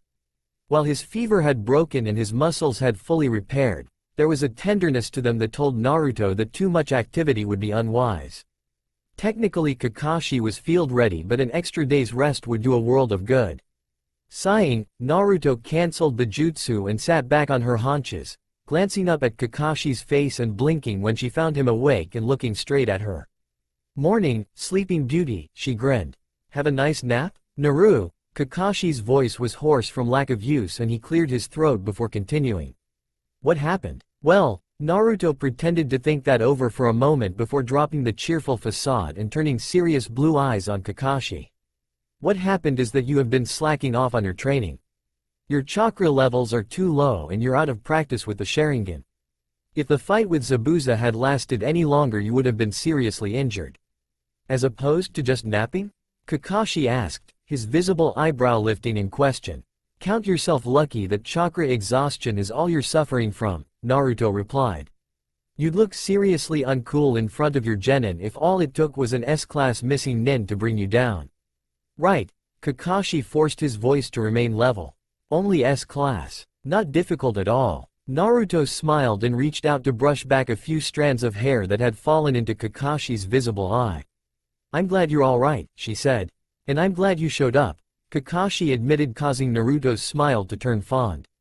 It was rare for him to drop all pretenses and just say what he meant instead of talking in riddles. Anything in particular you want the little brats to learn today? She asked, knowing that any more sappiness would have him running for the hills. Tree walking, Kakashi replied. All three of them could do with the control exercise. Consider it done, Naruto said as her hand came to rest on his shoulder. You should join us, get some air.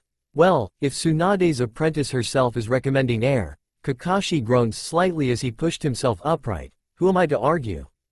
Idiot, Naruto swatted him lightly in the arm before helping him to his feet. My name isn't Shizune. Kakashi merely smiled in response and stumbled to the bathroom to wash up. Shaking her head at his sense of humor, Naruto made her way outside and, by the time Kakashi joined them, all three genin were making their ways up the trees with varying levels of success. How are they doing? He asked as he folded himself down beside her. Not badly, Naruto replied. Sakura's managed to get further up the tree than the boys, mainly because her chakra levels are so low, and Sasuke is having more trouble than Sai because his reserves are bigger. He's also improving at a faster pace though. I can see why he was labeled this year's prodigy. And how are they taking the Zabuza saga? Kakashi shifted closer so that their shoulders brushed. With the kind of durability that comes with being a kid, Naruto's smile was a little wistful. Sakura had nightmares the first night, but she's been alright since then, and Sai and Sasuke have tried to put up a stoic facade, but they were also shaken. It doesn't seem to be weighting them down too badly though. That's good, Kakashi murmured. What about you? It's your first assassination, right? Yes, Naruto nodded but didn't look at Kakashi. But it wasn't. It wasn't the first time I've had to take a life. I know, Kakashi sighed. Still, it doesn't get easier. No, Naruto exhaled and let her head rest against Kakashi's shoulder. It doesn't. And so the two of them sat like that, taking and receiving comfort in the manner that only the closest of friends could achieve. Meanwhile, they were not unobserved. Sakura glanced over at the two Jonin as she perched high in a tree, catching her breath. It had been obvious from the start that Kakashi-sensei and Naruto-sensei were close, and it was equally obvious that there were not many people Kakashi-sensei could call friends. Sakura had seen the looks Kakashi-sensei got from the female population of Konoha. He was like the older generation's Sasuke-kun, idolized and lusted after and endlessly praised for his looks and genius. He was also the Hokage's student and the two had retained a very close bond. That definitely didn't hurt his eligibility. As far as Sakura knew however, which was basically whatever Ino had managed to ferret out from the village gossips, Kakashi-sensei liked playing hard to get just as much as Sasuke-kun did. Maybe it was a trade all prodigies shared? The thing is, ever since Naruto-sensei had breezed into their lives, and training sessions, Kaka-sensei had seemed lighter. He was on time for training and missions, he didn't have his head perpetually buried in that disgusting book and he kept up a steady stream of banter with Naruto-sensei when she was around. For friends that had been separated for 10 years, they seemed to share an awful lot of private jokes. Naruto-sensei was bubbly and strict and demanding and so beautiful that Sakura often felt intimidated by her. She was obviously a strong ninja. Duh, she was the Hokage's daughter and also she survived a 10-year exile and came out of it with her sanity intact, mostly. That had got to count for something. Sakura was a little afraid of Naruto-sensei but she was also a little in awe of her. Naruto-sensei was everything Sakura wanted to be, capable, confident and charming. When Naruto-sensei was teaching, Sasuke-kun gave her his full attention and Sakura wanted that. She wanted to be strong and beautiful so that Sasuke-kun would look at her, would pay attention to her. The only way she could do that is by training more and taking her ninja duties more seriously. And so Sakura jumped from the tree, landing in a crouch and brushing the dust from her clothes before attempting to climb even higher. Kakashi-sensei and Naruto-sensei could cuddle up and make goo-goo eyes at each other all they wanted. Sakura had a prodigy to impress. For such a successful business tycoon, Gato was kind of an imbecile. Naruto sighed, and fought the urge to roll her eyes as the short, portly man waddled towards them, accompanied by a few hundred armed thugs. That he seriously thought that mere thugs could succeed where Zabuza himself had failed was laughable. There's so many of them. Sakura's eyes widened at the prospect of having to fight off all those men. That? Naruto scoffed, that's nothing, watch and learn kiddies. Naruto smirked as her fingers twisted into a familiar pattern and hundreds of shadow clones popped into existence, all mirroring her expression. Clones? Sai asked. How is that supposed to help? They're not regular clones, Kakashi explained. They're shadow clones, corporeal and durable and very, very difficult to produce. Can you do them, sensei? Sakura asked and Kakashi nodded the affirmative. So? Sakura raised both eyebrows and placed her hands on her hips. What are you waiting for? It's rude to let your girlfriend do all the work. Kakashi sighed and, for a moment, considered reminding Sakura that Naruto was not his girlfriend. Then he decided that it was too much effort and obligingly formed the required hand seals. A moment later a few hundred Kakashis popped into existence whilst the real one slumped against the bridge, content to sit this one out. The band of renegades took one look at the sudden appearance of so many ninja and took a collective step backward and then another before turning tail and running, leaving Gato staring at their retreating backs with consternation. Naruto's smirk turned deadly as she let her clones dissipate before stalking towards the tycoon who seemed to realize he was in trouble and tried to run. Naruto, of course, was faster and body flickered ahead of him. The look on Gato's face as he glanced up to meet Naruto's cold eyes and bloodthirsty smile was priceless. "NN Ninja-san," he stammered, raising both hands in a placating gesture, "I have money." Naruto merely rolled her eyes and drew her katana, causing Gato to take a few hasty steps backwards. "Does it look like I want your money?" she asked and took a step towards him and then another, causing Gato to scramble back until he was pushed against the railing, glancing nervously over his shoulder at the ocean beneath him. "But I can. I have a lot." Gato continued to babble, not able to believe that anyone would actually be able to turn down monetary rewards. Deciding that enough was enough, Naruto let her impatience show and, as Gato's blood drained from his face, jerked forwards as if she were going to attack. Gato screamed and tried to dodge but, unfortunately, his sense of direction left much to be desired and he tumbled straight off of the bridge and into the choppy waters below. Sakura let out a squeal of surprise but quelled under the annoyed glance sent her way by Sasuke and Sai while Naruto peered over the bridge. Her pupils widened to accommodate the distance and low light but she could make out no bubbles that might show Gato survived the fall. A minute passed by in this way and then another and Kakashi joined her at the bridge, scanning for the messy hair or any sign of life. When none appeared, they glanced at each other and traded smiles before turning back to the genin. "Alright everyone," Tazuna said, relieved that everything had turned out to be so anticlimactic, back to work.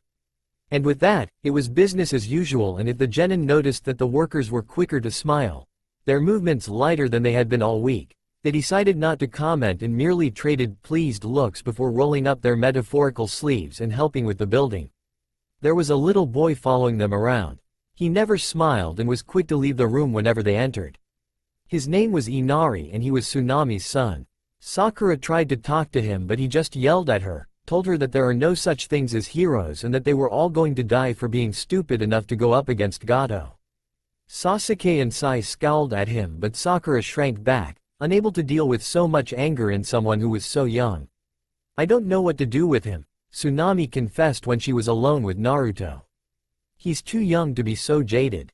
Naruto thought back to 10 years ago, to the fear that had constantly clawed at her and the way it had taken a psychotic little boy with insane levels of potential to shake her from such a state. "Children are resilient," Naruto eventually says. "Someone just needs to show him how to deal with bullies." "And how do you deal with bullies, Naruto-chan?" Tsunami asked. She tilted her head as she regarded the younger woman, honestly curious about her answer. "By refusing to be bullied," Naruto replied, her eyes glinting, and before Tsunami could get her to elaborate, Tazuna was hobbling into the kitchen, rudely inquiring into what was taking so long. After that the bridge incident happened and Inari's entire outlook seemed to change. He still didn't approach the group, hiding behind trees and around corners and peering at them through wary eyes. Sometimes his confusion was almost palpable and those were the days that a smile curved Naruto's lips, satisfied and more than a little smug. "Do I want to know?" Kakashi asked on one such occasion. "That depends," Naruto glanced at him from the corner of her eyes. "How bored are you right now?" "Not enough to willingly be involved in one of your plans," Kakashi replied and didn't have to look away from his genin team to know that Naruto was pouting. "I saw Inari trying to practice kenjutsu with a garden rake the other day," Naruto said after a moment's pause. So, Kakashi was clearly confused as to why Naruto felt the need to mention this fact. Lots of kids fancy themselves ninja. But maybe he'd like lessons, nay? Naruto didn't look at Kakashi, choosing instead to stretch her legs out in front of her and prop herself up on her elbows. The kids had a rough time of it and were gonna be stuck here for another week at least. What harm could it do? Kakashi hummed non-committedly, glancing at Naruto out of the corners of his eyes and reading between the lines to what wasn't being said. Everybody in Konoha had marveled over how well-adjusted and friendly Naruto was, how she was confident and capable and seemingly unaffected by her 10-year exile. Kakashi himself had been glad to have his best friend back, albeit an older and therefore much hotter version of the 6-year-old he remembered. In fact, as soon as he'd gotten over his surprise at Naruto reappearing back in Konoha so unexpectedly, Kakashi had realized that he was going to have to play it very, very cool. Naruto had lost none of her childish exuberance and love of life, was still the same whirlwind of mischief and laughter she'd always been.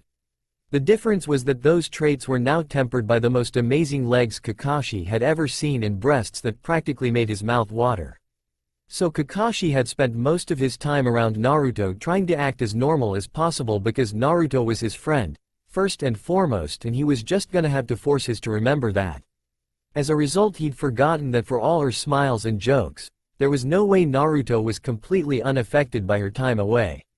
Now, with her face in profile and her eyes trained on a spot in the distance so that Kakashi couldn't properly gauge the expression in them, Kakashi was realizing that Naruto would find it very easy indeed to empathize with a lonely, scared, heartbroken child like Inari. No harm at all, Naru, Kakashi eventually said. In fact, I think it's a great idea. Naruto did look at him then, her expression unguarded and a grateful smile curving her lips. Kakashi's smile was hidden beneath his face mask, but it was no less genuine because of that. For all the changes 10 years had wrought, Naruto's biggest strength remained unchanged. For all that she had suffered, and for all the cruelty she'd had to face from so young an age, Naruto still believed in the good in people.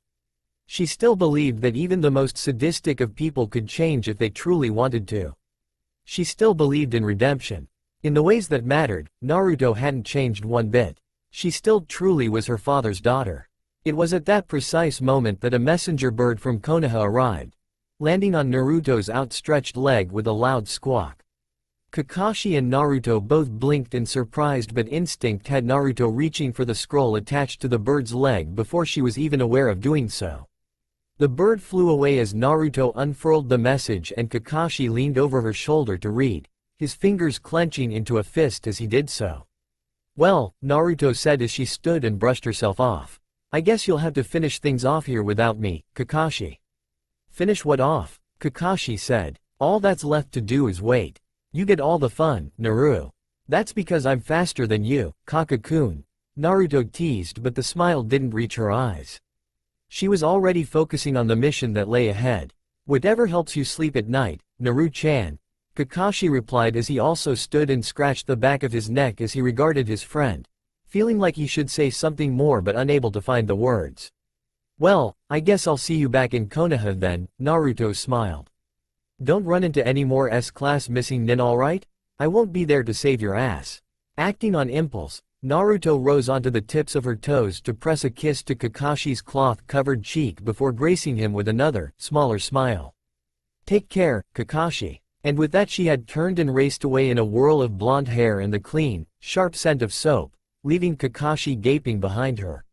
Never in his life had he been as glad for his mask as he was at that moment, because try as he might, Kakashi just couldn't seem to wipe the broad and blatantly delighted grin from his face. Naruto, too, was smiling as she left Wave, channeling chakra to her feet as she ran so that she was nothing but a brief and unexpected gust of wind to the people she passed. Itachi's hideout was somewhere between Wave and Konoha, and it took Naruto 18 hours, at top speed, to reach it. When she finally jerked to a stop in front of a small, nondescript cottage, it was to find that Itachi was already embroiled in battle with two members of Akatsuki, Kakuzu and Hidan. So much for the place being secure. Naruto didn't hesitate before leaping into the battle, landing in front of Itachi and releasing a wind jutsu to push Kakuzu and Hidan back a bit. "Don't let them get any of your blood, Naruto-san," Itachi said in lieu of greeting, and Naruto nodded her understanding. She'd heard of Hidan and his religion. "What's this?" Hidan said, cocking his head to the side and grinning at Naruto, the nine-tailed girl. "Well, this must be our lucky day. Leader's gonna love us for bringing in both Itachi and the fox." "Don't get ahead of yourself," Naruto sneered and tossed her hair over her shoulder. "You're gonna have to catch me first, asshole." Now, Hidan teased, "Ladies shouldn't use such language. Didn't your father teach you better?" And with that he charged forward, scythe poised and a cruel smirk twisting his lips. Naruto easily evaded and found she had to continue to do so. The scythe was massive, but Hidan wielded it with ease and with a dexterity that belied its size and weight. Still, Hidan's formidability lay mainly in his immortality and the jutsu he trapped his opponents in. Naruto had never faced an immortal opponent before, and she was curious about just how far his so-called invincibility went. With that plan of attack in mind, Naruto waited for an opportunity to slip under Hidan's guard. Sure enough, such a moment occurred mere minutes later. Hidan was undoubtedly a strong opponent, but he was also somebody who was accustomed to facing people who were unaware of his jutsu. Naruto herself would not have known that he needed her blood had Itachi not warned her, because why else would he say something so ominous? So before long Hidan grew impatient and aimed a rather reckless attack at Naruto. A smirk twisted her lips and she ducked under the scythe, hair flying behind her as she gathered chakra into her hand and pushed a Rasengan into his heart. Hidan's eyes widened in surprise and he glanced down at the gaping wound in his chest as Naruto jumped back, putting some distance between them. Her brow furrowed into a frown when Hidan didn't collapse and instead traced the edges of his wound before ripping a long piece of fabric from his cloak to bandage the area. "Dumb bitch," Hidan growled as he finished and glared at Naruto. "You're gonna pay for that." Naruto merely shrugged, feigning nonchalance, but her mind was working overtime. So he wasn't affected by otherwise fatal injuries, even ones to heart. Maybe the guy really was immortal after all, or as close as humans could get to being so, anyway. As the fight resumed, anger fueling Hidan's movements and adrenaline giving him added speed so that Naruto had an even harder time that before ensuring she didn't get cut. Naruto ran through scenarios in her mind and tried to find a way to get around Hidan's resistance to injury. Out of the corner of her eyes she saw Itachi use a lightning jutsu to shatter one of the masks on Kakuzu's chest. There was one more mask left. Hidan took advantage of her momentary distraction to swipe at her neck with his scythe, but Naruto ducked under it and pushed her hands forward, calling a wind jutsu to push Hidan back. It bought her mere moments, but it was enough for Naruto to regain her focus once more. Naruto couldn't say how long the battle raged except that she was still going strong when Itachi suddenly flickered behind Hidan, hands ablaze and Sharingan spinning. Lips curving into a wicked smirk. Naruto attacked at the same time and Hidan barely managed to dodge them both. "We need to bury him," Itachi told her and Naruto nodded her acknowledgement. "I can dig the hole," she offered and Itachi glanced at her before increasing the ferocity of his attacks, giving her time to do just that.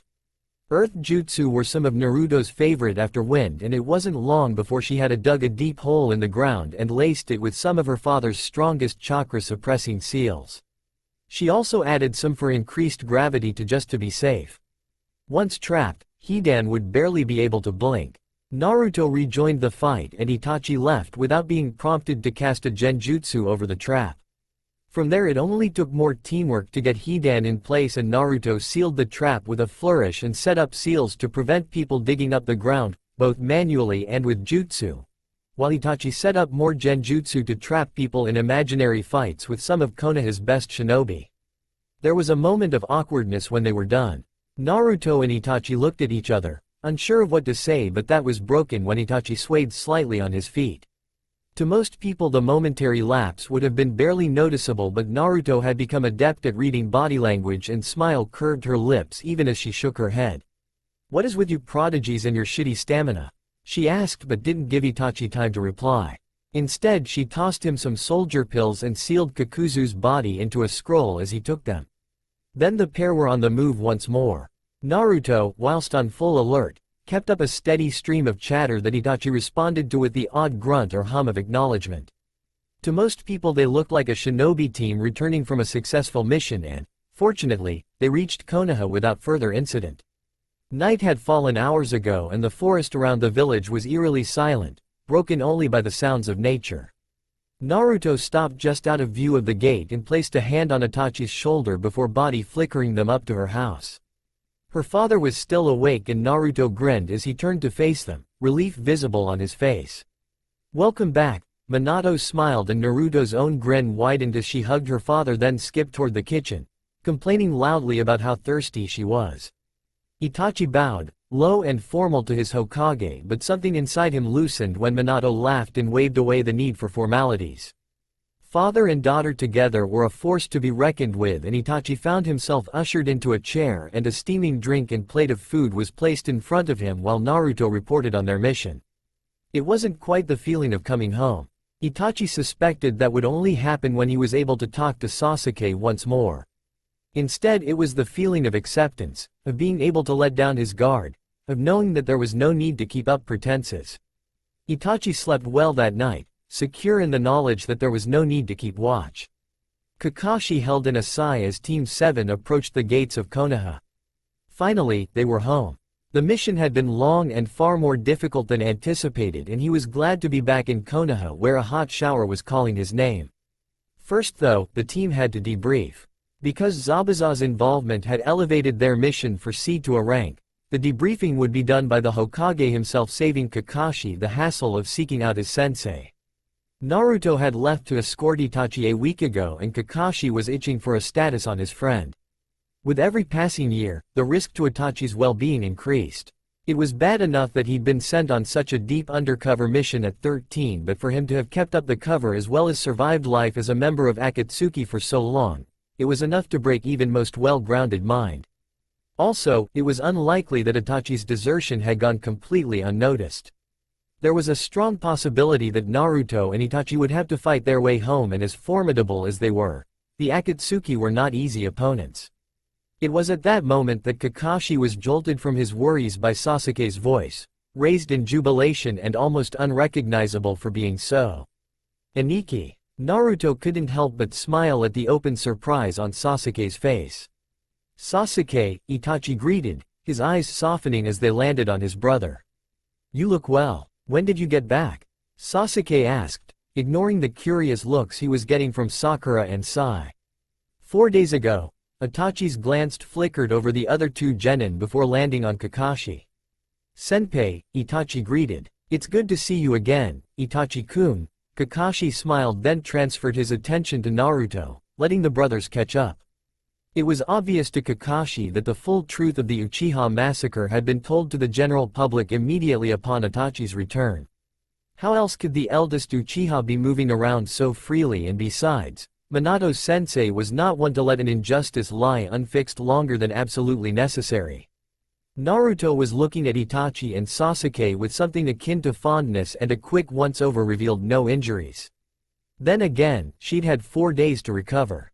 With Naruto's healing, who knows what she could have bounced back from in that time. "Nay, I'm fine, Kakashi," Naruto grinned, easily reading her friend's expression.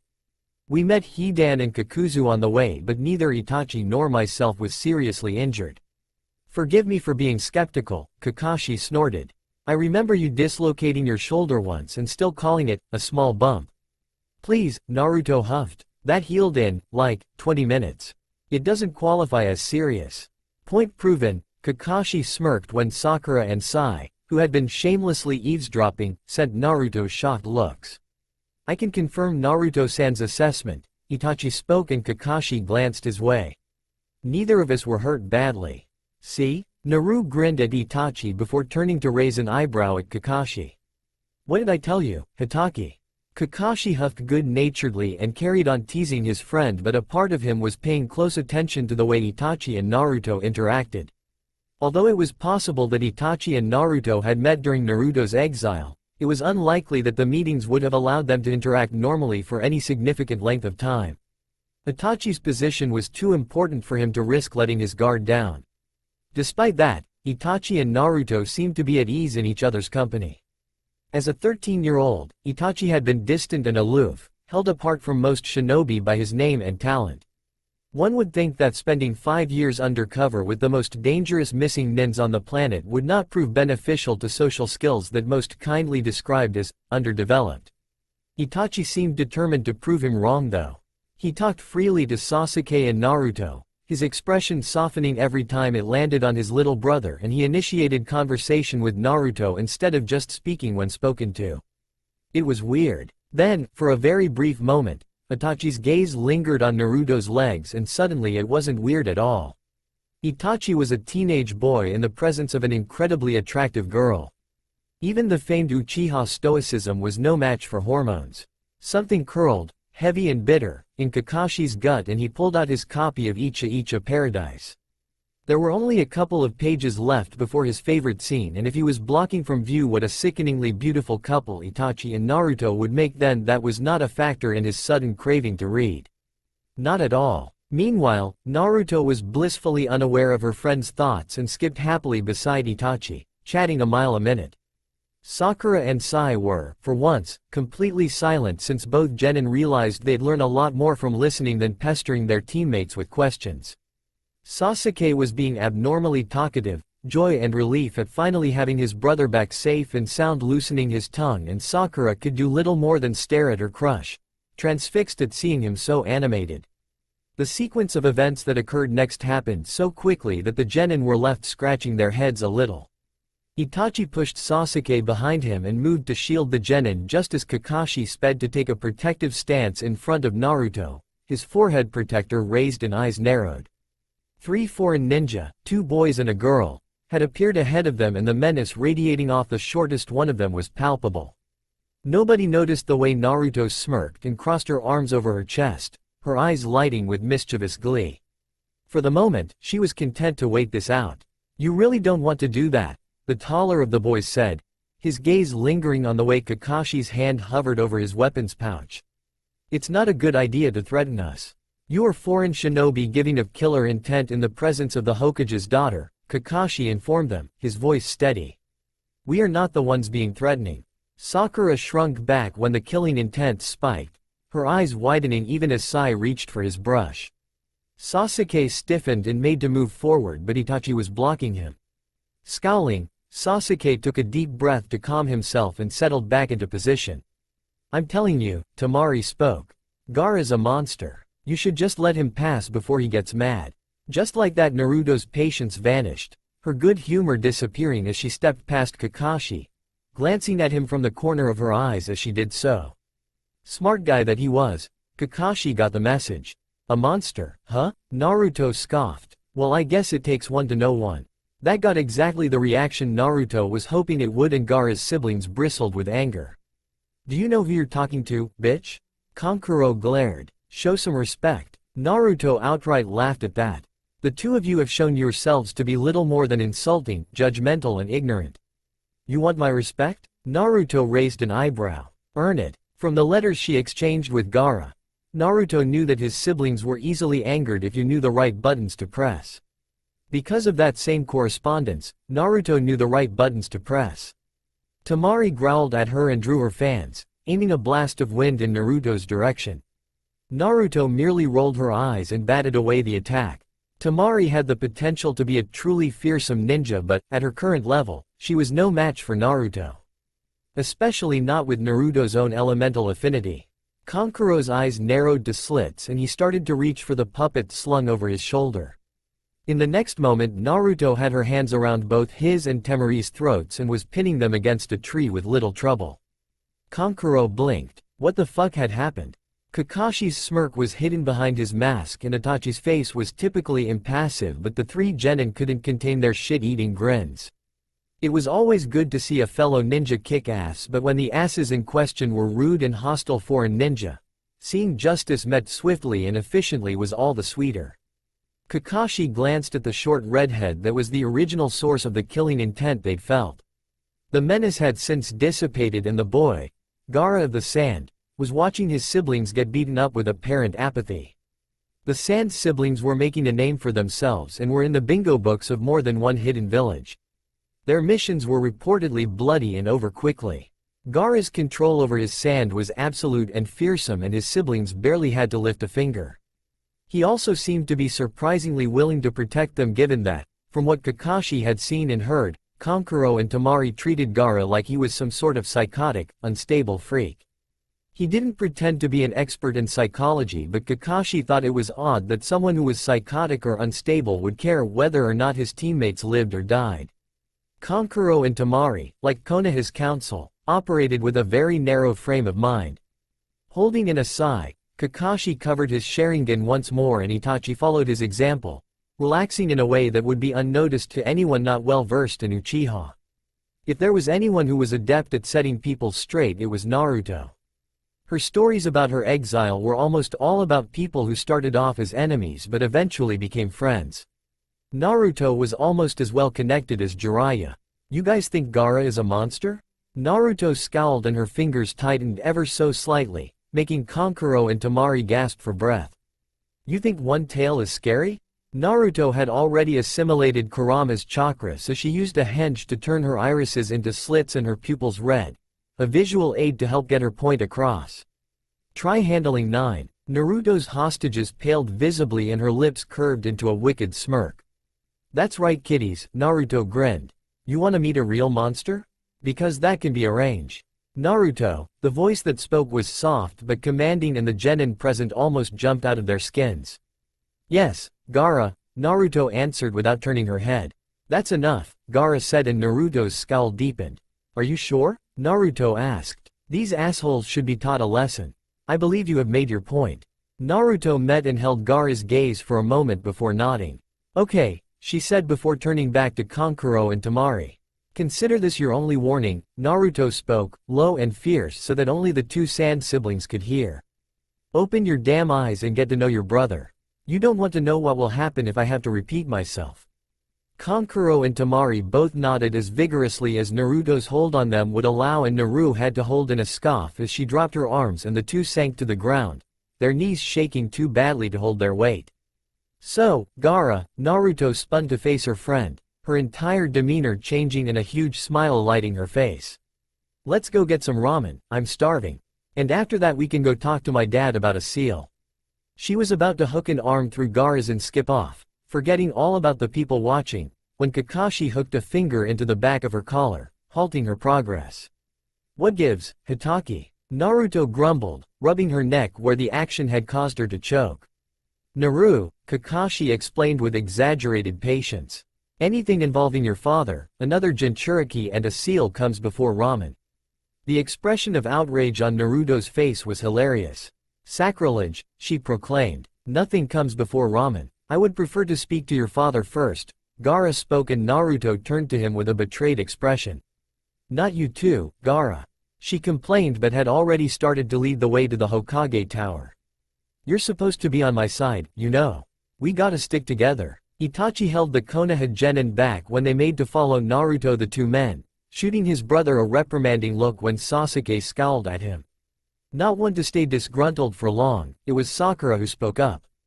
Itachi-san, Sakura asked, her hesitance to directly address Itachi obvious in her voice but her curiosity winning over. What's a Jinchuriki? Minato was having an exhausting day. The Chunin exams were being held in Konoha this week and he was flooded with work. You would think that, being Hokage, he would be able to delegate, but everything required his personal approval. Housing for foreign shinobi, safety protocols, visa checks, extra training grounds, housing of and schmoozing with the visiting dignitaries. The list went on and Minato was very much looking forward to the exams being over. The Case Cage had decided to attend the final round in person since all three of his children would be participating and Iwe was sending a delegation as well, quite a large one at that. Konoha had held the exams 4 times since Minato had been instated and all 4 times Iwe had refrained from entering. Imagine his surprise, then, when he received confirmation that they would be sending not 1, but 6 teams this time.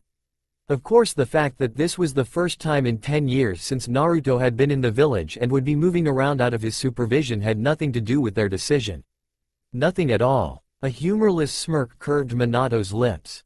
You would have thought that Iwe had learned by now that distance meant little to him. Naruto could be all the way in Kumo and all she had to do was throw his kunai for him to be there in a second. Besides, his daughter was far from helpless. She was his daughter after all. If Iwe was planning to harm Naruto, then he was going to make what he'd done to them during the war look like something akin to a little kid cooing over a cute animal. A knock on the door roused Minato from his dark thoughts and his bad mood evaporated the moment Naruto came skipping into his office. Naru. Minato beamed. To what do I owe the pleasure? I brought lunch, Naruto proclaimed, holding up the containers of takeout ramen she'd insisted on stopping for. And a friend as well? Minato prodded, his eyebrows rising when he noticed Gaara. Kakashi met his sensei's gaze and, seeing the question there, nodded to confirm Minato's suspicions. This was the Jinchuriki of the Ichibi. This is Gaara, Naruto smiled. Gaara, this is my dad. The two men exchanged handshakes, Minato nodding his greeting and Gaara staying silent. Naruto briefly wondered why it was that she always seemed to befriend the stoic, silent type of guy. We need your help, Naruto explained when it became obvious that Gaara was not going to do so. Gaara's seal is, well, she shrugged her shoulders and met her father's gaze, to me it looks highly unstable. It's only barely containing Shukaku's chakra and has done nothing to stop Shukaku from influencing Gaara. May I see the seal? Minato asked and Gaara nodded, pushing his scarf out of the way and lifting his top to reveal the seal that held back Shukaku. It was placed in almost the exact same place as Naruto's had been but was drastically different, both in structure and appearance. Minato frowned as he examined the seal, absently reaching for a book on his desk. He flicked through the tome, navigating the pages with the ease of practice, and his frown deepened when he found the page he was looking for and perused its contents. "You were right to be worried," Minato said as he quickly sketched out Gaara's seal onto a piece of paper. "It looks like there's only one anchor point, which is, frankly, ludicrous if you're expecting to hold back a Biju." He turned to Gaara. "I need to do a bit more research to clarify a few things, but we can definitely do something to reinforce your seal. Come to my office tomorrow, around lunchtime. We can fix this then." "Thank you, Hokage-sama." Gaara bowed, formal but fluid. "I don't mean to be a downer," Kakashi spoke. "But are you sure that's all right, sensei? Shouldn't we consult the case cage first?" "My father will not care." Gaara's response was immediate. "In fact, I have reason to believe my father is, not himself." "Nay, you never mentioned anything like this," Naruto pouted, her eyes narrowing as she regarded her friend. "I was waiting for the right time," Gaara replied, and Naruto rolled her eyes, correctly interpreting that to mean he wanted to see what her father was like first. Naruto's exile was a sore point in her friendship with Gaara. He was of the opinion that the Hokage would never have allowed Naruto's exile if he'd truly cared for her. Naruto, on the other hand, was personally involved with the matter in question, had a much clearer view of what had happened, and knew that her father's love for her was never in question. Getting Gaara to see that, though, was proving to be difficult. Nonetheless, they were on the right path now. Gaara had been introduced to the Hokage and no blood had been shed. That was a very positive sign. Naru had high hopes for the sealing tomorrow, and so she was in a fantastic mood as she skipped home. Then she spotted Itachi and her mood brightened. Ever since he'd returned to the village, the oldest Uchiha had been kept busy with all the official work that was involved in reinstating him as the head of his clan. Now, however, he should have some free time and Naruto could ask for something she'd been dying to do. "Itachi," Naruto greeted, beaming up at him and noting the way his eyes lightened slightly in amusement. "Naruto-san," Itachi replied.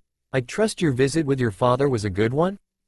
"Oh, sure." Naruto waved away the discreet question. "Everything's fine there, no worries. I wanted to ask you something though. Are you doing anything tomorrow afternoon?" "Not as of yet," Itachi answered, his steady gaze the only clue as to his curiosity. "Great," Naruto grinned. "Then you're free to spar with me. Training ground 10, 3 on clock? I look forward to it," Itachi replied, and Naruto laughed. She knew the feeling. When her exile had ended, one of the first things she'd done was seek out Kakashi for just this purpose. Spending all those years fighting for her life turned a friendly fight against someone on her level from a great way to keep in shape into something life-affirming. It was like proof that she was home and among friends and with people who would watch her back. Itachi would likely feel the same way. As Naruto waved goodbye to Itachi and continued on her way home, blonde hair swinging behind her and eyes brighter than the sky, she had no idea that the entire encounter had been watched.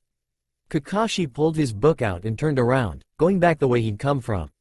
Her back arched, blonde hair falling away from her face as she moaned out her pleasure. Calloused hands ran up her thighs, molding her ass before grabbing the flesh there, dragging her closer to the strong body that was currently driving her crazy. Naruto lifted her legs, wrapping them around Kakashi's waist. He was large and thick, filling and stretching her perfectly, and he knew exactly what he was doing. Naruto cried out when he pulled out, then thrust back in, hard and fast, his balls slapping against her ass. "That's it," his voice was rough, his breath hot and moist against her ear, and he nipped at the lobe, pulling a little before letting go. "Come on, Naru, come for me." Naruto's hands threaded through soft strands of his hair, digging her heels into his back. She lifted her hips, meeting him thrust for thrust. "Please," she begged. "Harder." "As you wish, babe." Then she was being flipped onto her stomach before being dragged onto her knees.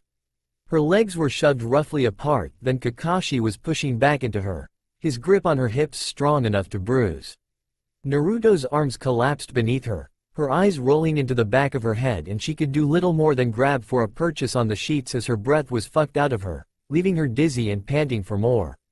His hands shaped her ass again, squeezing and spreading her cheeks. The rough pad of a thumb brushed against the puckered hole there, and Naruto melted. His hand slipped over her hip, tracing her hip bone down to her clit, and his finger rubbed against the bundle of nerves there, and the sensation was almost too much. She clenched the walls of her cunt around him in retaliation, smirking at the broken groan that escaped his lips.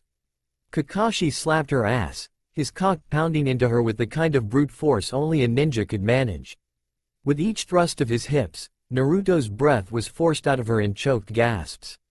The fingers of one hand found her clit once more and one from the other hand sunk into her ass, all the way to the knuckle, and Naruto was lost. Her scream of pleasure turned into the shrill screech of her alarm clock and she snapped awake, pulse racing and beads of sweat dotting her skin. Oh balls, Naruto swore as she woke. At nearly 17 years of age, proofreader for the most loved erotic fiction writer, and biggest pervert, in the elemental nations, and exposed to extremely attractive men on a regular basis, Naruto was no stranger to wet dreams. Having those dreams about her best friend was a different story. She rubbed at her face with her hands, trying to banish the images that still lingered before stumbling to the shower and letting the hot spray wake her fully. Her father had already left for his office and Naruto had the morning free to do as she pleased. Usually she would have sought out Kakashi for a couple of hours but he had his team to look after and she was still a little out of sorts from her dream. So Naruto sauntered through town instead and let herself drink up the sights and sounds of Konoha with no clear destination in mind. The village was bustling with the influx of visitors for the Chunin exams and Naruto could pass through the crowds relatively unnoticed. One or two people called out, or waved to her as she passed, and Naruto always returned the greeting with a cheerful grin but, for the most part, she was left alone.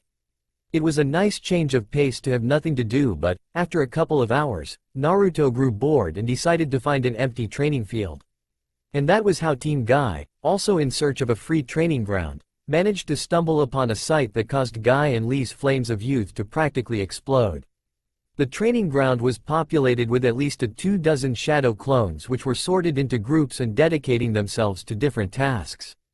A couple of them were running through taijutsu forms, some were elbow-deep in scrolls, some were ironing out kinks in their ninjutsu techniques. 2 clones were even sparring with swords, and others with bow staffs. The overall effect was one of motion and competence and Guy and his protégé practically melted at such a shining example of the genius of hard work. Hello, one of the clones greeted as she noticed their presence. Namikaze-san, Maida Guy gushed. It is truly inspiring to see such youthful passion in a fellow ninja. Meh. Naruto shrugged off the compliment as the shadow clones dispersed to reveal that they'd been talking to the original all along. I was bored. Then perhaps you might be willing to train with us? Guy asked, quickly seizing the opportunity to get his team to train with a prodigy like Naruto. It would be most beneficial to this team. Sure. Naruto flipped her hair over her shoulders and smiled at the team. Guy and Lee erupted with delight. Neji merely scowled and looked away but Tenten looked pleased with the development. Okay then, Naruto said as flames somehow seemed to appear around Guy and Lee. She quickly turned away from the sight and gave her attention to Neji and Tenten. We'll do 2 on 1, okay? I've heard you guys work well together. She'd heard correctly. Neji and Tenten displayed remarkable teamwork.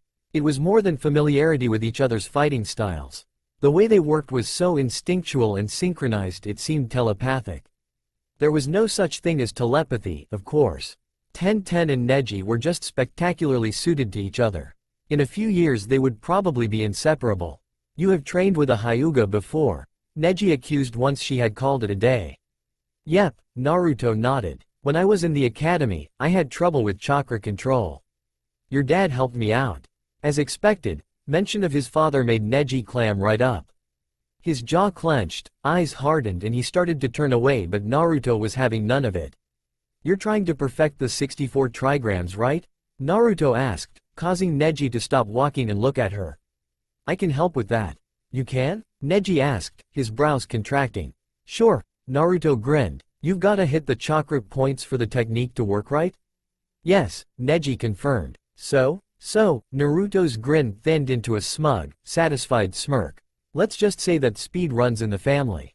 Sabaku no Gaara was not a person who was easily scared. Contrary to popular opinion, he was not unfamiliar with physical pain. Ever since his first meeting with Naruto, Gaara had had his eyes open to the world around him. Yes, his situation was less than desirable but nobody was ever fully content with their lot in life. Naruto had shown Gaara that what others thought of him was second to what he thought of himself. He was only a monster if he behaved that way. So Gaara had started learning the shinobi arts. The theory part of the genin exam was a simple matter of study, and the Kage's influence ensured that Gaara didn't even have to take the practical part of the exam. Knowing how hard Naruto had had to work to make genin when kids her age hadn't even started the academy made something in Gaara chafe at the special treatment. So he took it upon himself to keep all his skills honed. Sand clones made for excellent taijutsu partners. Ninjutsu was slightly more difficult to learn without guidance, but Gaara was a talented shinobi even without his biju. Any obstacles in his training were eventually overcome.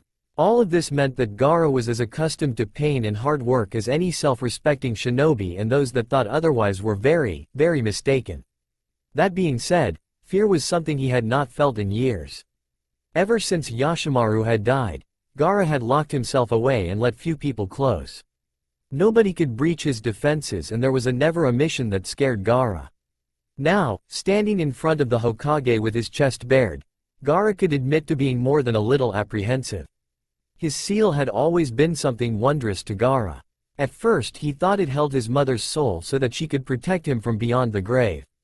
Then he'd learned what he was, and he realized that the seal held Shukaku, the one-tailed raccoon dog. The knowledge that he was a Jinchuriki would have broken Gaara were Naruto not the one to point it out to him. With her usual blunt and straightforward manner, Naruto had treated Gaara like he was normal, and it was that lack of airs or artifice that endeared her to him the most. Gaara had become wary of people, especially people who were politically important. Their actions and words were always laced with double meaning, and their intentions were foggy at best. Powerful people cared only about retaining or increasing their power, and Gaara did not trust them. When he had learned that Naruto had been exiled, he had immediately assumed that her father was the same. He was the Hokage, and so his word was law. If he truly wanted his daughter to stay in the village, all he had to do was say so. Then he had met the Hokage, and mere minutes spent watching him with Naruto had Gaara revising his opinions. The Kage was a distant and uncaring parent, but the same was not true for the rest of Suna. As a child, Gaara had spent long hours watching families interact from the safety of the rooftops.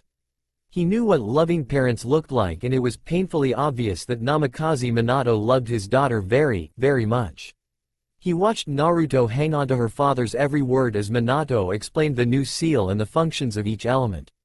He watched as Minato's eyes shone with pride when Naruto asked a particularly pertinent question, and, once the sealing was done, he watched as Naruto smiled gratefully at her father and Minato ruffled his daughter's hair, affection etched on every line of his face. And so Gaara had found himself telling Naruto and the Hokage about his suspicions. About how his father had seemed different. About how Shukaku seemed was getting increasingly agitated by the Kage's presence. And about the plans the Kage had for the Chunin exam final. Naruto huffed at the information, the corners of her mouth tilting downwards and showing how upset she was at the news. Minato's expression did not change, but his voice was heavy as he thanked Gaara for the information. Something in Gaara lightened as he left the office. He felt unburdened, like a weight had been lifted off his shoulders. He didn't know what the Hokage was going to do with his information, but he did not care. He trusted Naruto. She would not betray him. So it was with something akin to a smile that Gaara made his way to Ichiraku's. He'd heard a lot about ramen. It was time to find out if Naruto was correct about the food. Kakashi had a plan. Never let it be said that he was slow on the uptake, and ever since Naruto had returned from her exile, all grown up and breathtakingly beautiful but still the girl who could make him smile just by being herself, Kakashi had fallen hard and fast. He knew himself well enough to recognize the signs. He could pick out her voice in the middle of a crowded market, and even after 10 years apart he could read her tells better than anyone. Naruto herself had told him so. Kakashi found his gaze drawn to Naruto whenever they were in the same room, and while their correspondence during her exile had been scarce, her letters had always left him feeling lighter than he did before. Then she'd returned and slotted straight back into his life like she'd never left in the first place. She was the most important person in his life right now, and Kakashi knew, with absolute certainty, that he would never again be able to handle a lengthy separation. He also knew that he was not selfless enough to be able to watch Naruto be happy with another man, and if he did not make his move soon, that was exactly what he would end up doing. So that afternoon Kakashi made his way over to Naruto's house. It was late enough that she would have cleaned up after her spar with Itachi, but early enough that she would not have eaten yet.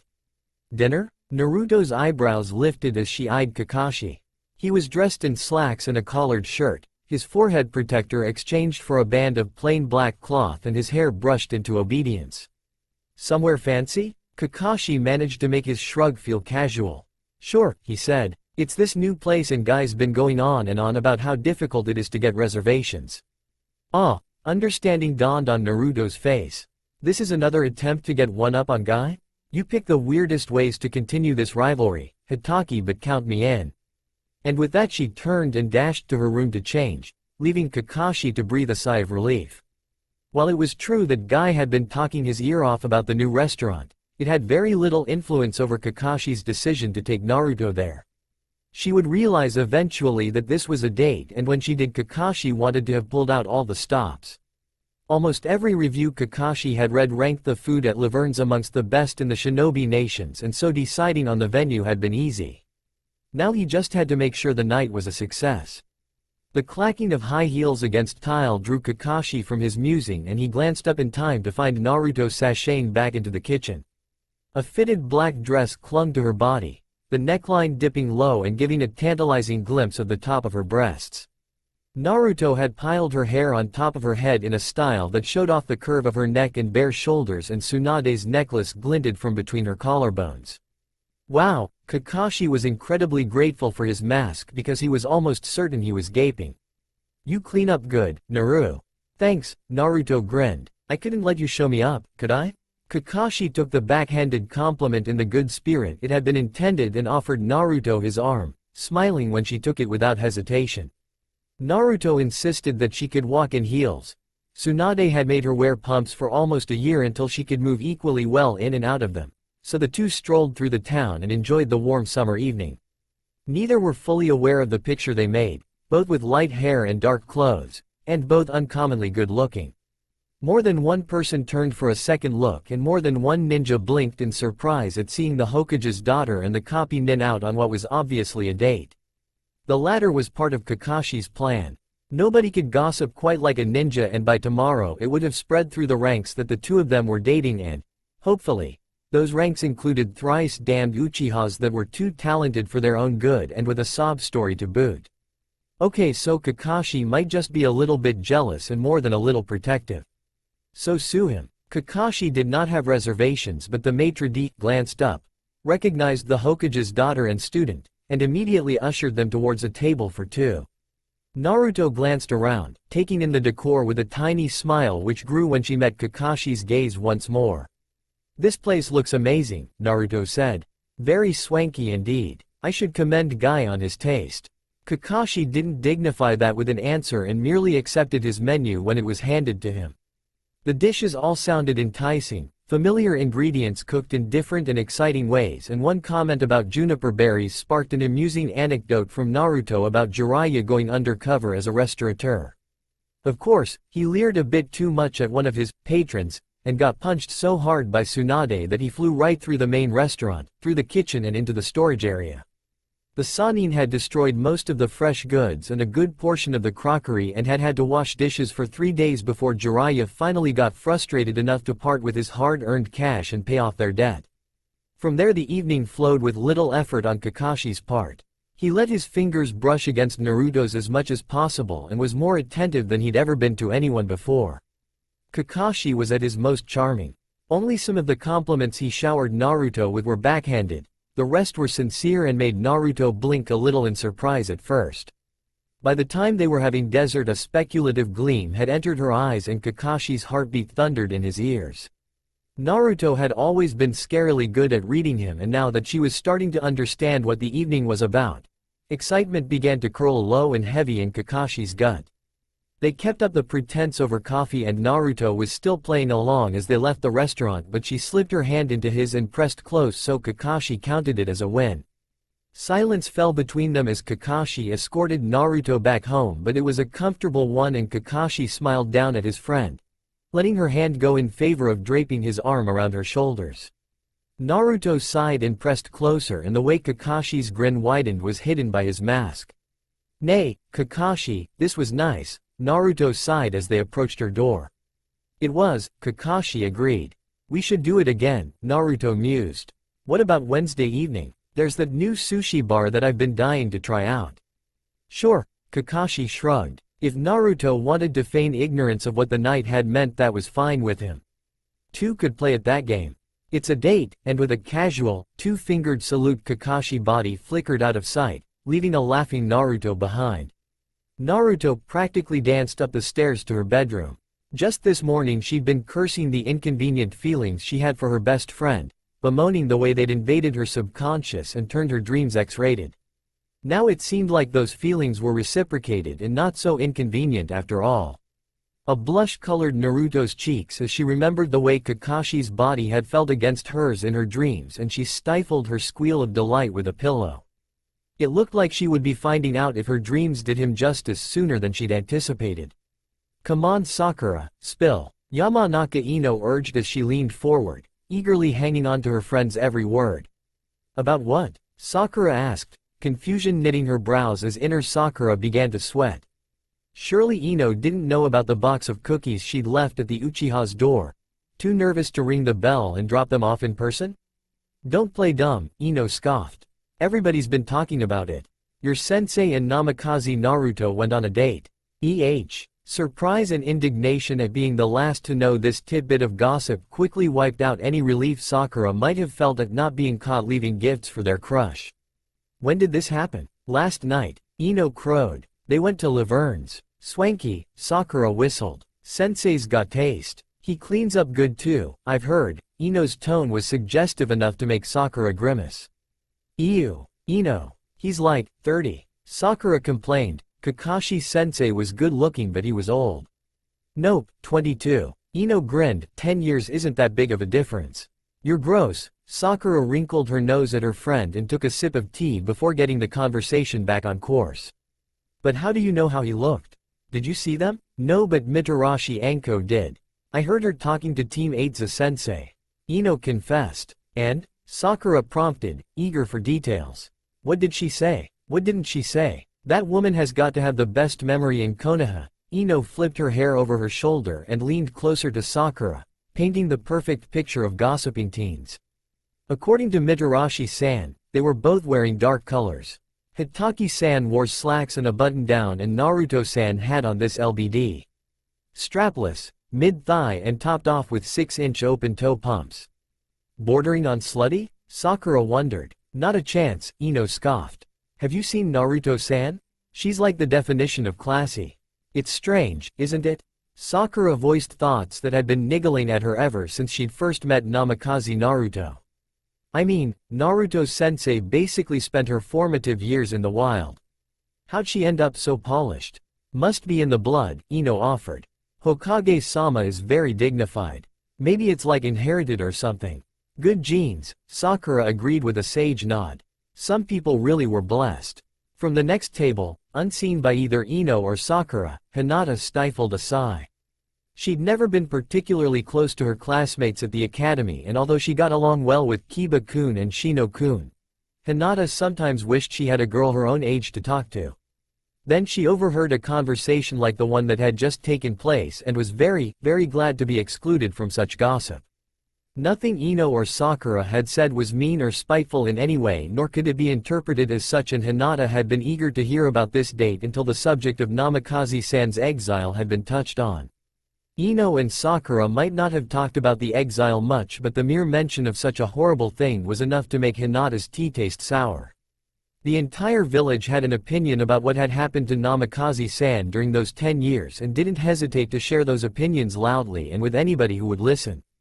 Such interest amongst civilians was understandable. They had no concept of the dangers a ninja could face when exiled. Enemy ninja aside, without a protection of a village, a ninja was vulnerable. Sources of income were rare and, for a 6-year-old, practically non-existent. Every day would have been a struggle to survive, and that Namikaze-san had come out of it healthy in body and mind spoke of incredible strength of character. The ninja of Konoha should know better than to make light of such an ordeal. Yes, Namikaze-san was one of the greatest prodigies the village had ever seen, but she was, first and foremost, a person. She had a right to privacy. Gossip about who was dating whom or the latest in ninja fashion was harmless and kind of fun. Gossiping about something that had been difficult and best and possibly quite traumatic for not only a fellow ninja, but their Hokage as well, was an entirely different matter. The experiences ninja faced on missions were usually avoided. Everybody had faced tough situations, and empathy was enough to keep ninja from speculating about other ninjas' missions. Why then could that same courtesy not have been extended to the Namikazes? Penny for your thoughts, Hinata-chan? Hinata startled as the voice invaded her musings, stumbling a little and gaze flying upwards to meet amused blue eyes. Naruto-san, Hinata managed to say. Gee, good morning. It is, isn't it? Naruto grinned, tilting her face up towards the cloudless sky and drinking in the sunshine. It's a great day to be outdoors. Are you on your way to meet your team? Not today, Hinata shook her head. We're all training individually. Kurenai-sensei's been called away. Is that so? Naruto glanced down at Hinata with a curious tilt to her eyebrows. Would you like some company, or would you prefer to train alone today? Well, Hinata stammered. I was going to ask one of the clan members to spar with me, but if you're sure you have the time, I don't want to impose. I offered, didn't I? Naruto smiled, the gentle reminder going a long way towards soothing Hinata's nervousness. Anything in particular you wanted to work on? Ninjutsu? Hinata suggested as they reached the training ground and started to warm up. Okay. Naruto nodded and led Hinata through a series of stretches, some familiar to the genin and others less so. Is there something in particular you're working on? Well, I'm trying to perfect the 64 palms technique, Hinata admitted. A blush of embarrassment stained her cheeks as she remembered the last training session Hinata had had with a branch member. She had only managed to hit 50 points, and she had a feeling her opponent had been going easy on her. Sure, Naruto grinned. Sounds fun. The thing was, Hinata mused, Naruto sounded like she actually meant that. As Naruto dodged Hinata's strikes with seemingly little effort, she called out encouragement and pointers to help the genin improve. Hinata listened to them all but could not help but notice the way Naruto's eyes lit up as they sparred, her laughter flowing freely. It was strange that something as simple as training with someone far below her level could bring the older woman such joy. Not many ninjas would feel that way. It was a testament to Naruto-san's character that she did. The Yondaime was the most beloved Hokage Konoha had seen, and it was for a very good reason. As powerful as he was, the Yondaime never failed to take the time every once in a while to put aside his official duties and stroll through the village, spending time with the civilians and just ensuring that his people were happy and prospering. It was what set him apart from his predecessors, and it was a quality his daughter had inherited. Naruto-san had been back for a few months now, and every week, on her way to meet her team for their standing Sunday brunch arrangement, she inevitably came across Naruto-san leaving the orphanage. According to Ino, Naruto-san volunteered there every weekend, and when she wasn't spending her free time with orphans, she was helping genin with confidence issues.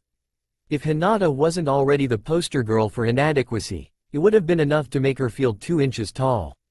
Nay, Hinata-chan. Naruto tilted her head to the side as she regarded the younger girl. You seem distracted. Sorry, Naruto-san. Hinata quickly bowed in apology. I did not mean to cause offense. Relax, Hinata-chan. I'm not offended, Naruto smiled. But you've been working pretty hard and it's lunchtime now. Maybe we should call it a day? Of course. Thank you for your time, Naruto-san. Hinata said. It was a pleasure, as always, Hinata-chan, Naruto smiled. And for what it's worth, I think you'll do just fine in the genin exams. I hope you're right, Naruto-san. Hinata blushed. Thank you, again. Naruto waved Hinata off, a fond smile curling her lips as the genin left the training grounds. Hinata had a lot of potential, but her low self-esteem was a major roadblock towards unlocking it. For someone as introverted and compassionate as Hinata, being constantly compared to Neji must be extremely damaging to her confidence. Especially when Neji was so hostile. The thing about it was, if they could ever relax around each other enough to get along, the cousins would be a formidable team. With Neji's talent and Hinata's compassion, they could revolutionize the Hyuga clan. Maybe the upcoming exams could help them see that. Or maybe Danzo would suddenly become a pacifist. You can both come out now, she eventually said, her voice echoing around the seemingly empty training ground. After a moment, Kakashi and Itachi appeared, jumping from their perch in one of the trees bordering the area and landing lightly on their feet. Naruto smiled at them both, but it grew when she met Kakashi's gaze. 3 dates in, and their relationship was progressing very nicely indeed. They had a picnic planned for tomorrow and she was planning to drop all pretenses then. She fantasized about what it would be like to kiss him all the time, and she really couldn't hold out for much longer. If Naruto and Kakashi's eyes met for a moment longer than was strictly necessary, Itachi very politely pretended not to notice. "So, what's up?" Naruto asked when the silence dragged on for a beat too long. "Jiraiya's back," Kakashi said. "He's waiting in your dad's office." "So they sent both of you as escorts?" Naruto rolled her eyes even as a smile threatened to curve her lips. "Isn't that overkill?" "We volunteered," Itachi replied, and Naruto tilted her head at him. "Bored already, Itachi?" she teased. Being a regular ninja after all those years as a missing nin must be such a come down. Itachi didn't verbally respond, but amusement glinted in his eyes and he let the corners of his mouth twitch slightly, so Naruto outright laughed. "You know what I miss?" Naruto sighed as they started to make their way towards the Hokage Tower. "Those free-for-all training sessions we used to have. Those were fun. Itachi and I ended up with chakra exhaustion more than once during those sessions, if I recall correctly," Kakashi reminded her. "Not my fault if you're having stamina problems." Naruto had skipped slightly ahead of the two men but turned her head to wink at them, and Kakashi's heart skipped a beat at the double entendre. "One of these days, Naru, someone is gonna wreck you." "Then we'll talk about stamina," Kakashi replied. "Is that a—" Naruto trailed off sharply as all three ninja felt the oncoming attack at the same time. Letting her friends do their jobs, Naruto stayed where she was when Kakashi moved in front of her and Itachi covered her back. The sound of metal against metal was loud in the otherwise deserted alley as the Konoha ninja deflected the shuriken launched towards them with their kunai. In the next breath, the alley was crowded with Iwa ninja and Naruto fought the urge to groan. "Should I call my dad?" she asked, unwilling to risk either of them getting hurt. Itachi glanced around the alley. There were around 20 Iwa ninja, all Jonin level and above, surrounding them. Then Itachi glanced at his companions, Hitaki Kakashi and Namikaze Naruto. "I do not believe that will be necessary, Naruto-san," Itachi assured her. A battle like the one they were about to engage in was sure to attract attention, and the Hokage would come whether or not Naruto called for him. This way, Iwa would find out that Namikaze Naruto was not a little girl cowering behind daddy's protection. Itachi was merely taking the opportunity to be around to see them learn that lesson. "I like the way you think, Itachi," Naruto smirked, and Kakashi almost hung his head in exasperation. Why was he always stuck with all the glory hounds? "Let's try to keep the body count to a minimum," Naruto suggested as she prepared herself to attack. "Papa's gonna want a word with these morons." Until that moment, the Iwa ninja had been prepared to wait. After watching Namikaze Naruto for a few weeks, they had chosen this alley for the ambush. It was easy to block off the exits, and the girl was usually alone, on her way to meet her friends after training. That there were two others with her was unfortunate but not a major stumbling block. The Konoha ninja were outnumbered and the girl would undoubtedly call for her father, and, this time, they would be prepared for Namikaze Minato and his Flying Thunder God technique. This time that murderous bastard would get what was coming to him. The Iwa ninja got what they were hoping for, kind of. A yellow flash did indeed dash through them, cutting through the assembled group with far too much ease, but it was not Namikaze Minato that was attacking them. It was his daughter. Caught by surprise because the girl had done little more than train with Genin and socialize over the past couple of weeks, the Iwa ninja were slow to react to Naruto. That was their first mistake. Their second was disregarding her companions. So overpowering was their obsession with the Namikazes that they failed to recognize exactly whom Naruto was with, and that was to their detriment. Kakashi and Itachi were well known throughout the elemental nations, their faces easily recognizable and their skills feared and respected. The gathered Iwa ninja recognized the blazing red thread of the Sharingan far too late, however, and had too little time to prepare a proper defense. Even if the Iwa ninja had been better prepared, Itachi's predictions ran true. None of the Konoha ninja made any effort to hide their flares of chakra. As attuned to both Naruto and Kakashi as he was, the fight had barely started before Minato arrived and his gaze hardened as he took in the scene. Holding up a hand to stop the growing crowd of Konoha ninja from interfering, Minato crossed his arms over his chest and watched his best ninja in action. He was proud of all his people, but, watching Naruto in action for the first time, he realized that the pride of a Hokage had zilch on the pride of a father. Naruto twirled her way through the Iwa ninja, kunai flashing. She barely even had to use ninjutsu, just the occasional call to her wind affinity augmenting her taijutsu as she disabled the ninja in her way with scary proficiency. Man, am I glad they're on our side, Minato heard Shiranui Genma remark, and he almost smiled because Genma had a point. Naruto, Kakashi and Itachi had grown up together. From the academy, all the way through to Naruto's banishment, the three had been inseparable. Watching them now, it was clear that the years apart had done little to damage that rapport. Then Kakashi took a hit to his arm and faltered slightly, and Minato almost saw red. Naruto was there before he could blink, however, dispensing justice swiftly and efficiently. From his vantage point on the alley wall, Minato could see the way Naruto and Kakashi raked their gazes over each other, cataloging injuries, before turning back to the fight. Minato held in a sigh and fought the urge to let his shoulders slump. Naru wasn't a little girl anymore, as she was very clearly proving right this moment. It was inevitable that she was going to take an interest in boys. In fact, she had probably been doing so for a few years already. He'd even seen this particular romance coming a mile away. Neither of the two had been particularly subtle. Still, this was yet another reminder that his little girl wasn't so little anymore. Then the ninja that had gathered were cheering, and Minato was pulled from his musings to realize that all the Iwa ninja were bound and gagged and ripe for interrogation. "We have a present for you, Papa." Naruto flipped her hair over her shoulder with a toss of her head and grinned up at him, and something in Minato eased. Naruto smiled at him like he was still her hero, even after all that happened, and that was more than enough for Minato. Jumping from his perch, Minato returned her smile and ruffled her hair before regarding the captured ninja. He didn't speak, but all traces of the loving father disappeared, leaving only the angry and powerful Hokage. "Take them away," Minato ordered, and a few of Ibiki's men hurried to comply. "Are the three of you okay?" "I'm fine," Naruto shrugged. "Nothing that hasn't already healed. I do not have any injuries requiring immediate attention," Itachi confirmed. "Okay then. Kakashi, get that cut on your arm bandaged, then meet me at T&I. Naru, go with him. Itachi, you come with me," Minato said before Kakashi could try and brush off his own injury. He was predictable that way.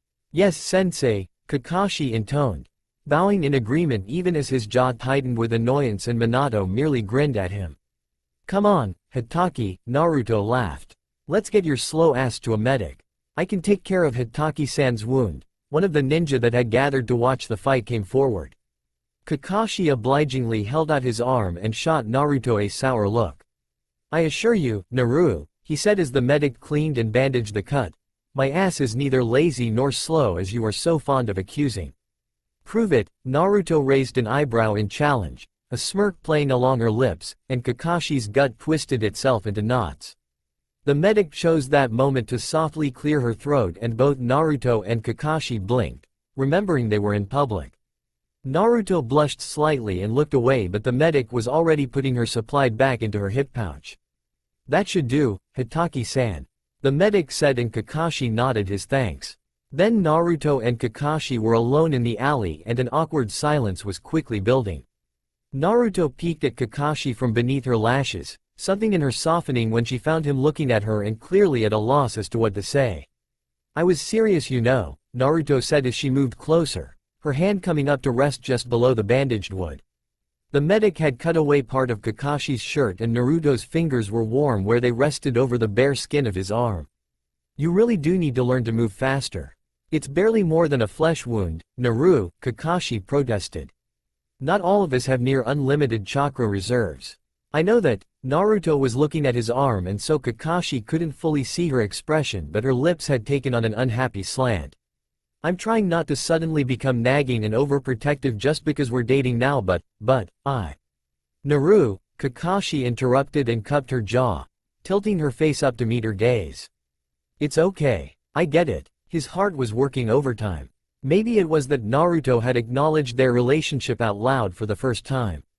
Maybe it was leftover adrenaline from the fight. Or maybe it was because Kakashi really did understand. The mere thought of a kunai slicing through Naruto's perfect skin was enough to make possessive rage cloud his gaze, and he brushed his thumb across the skin near her mouth. The protectiveness was nothing new. It had always been there, although not as intense as this, so maybe it was just the change in their relationship talking.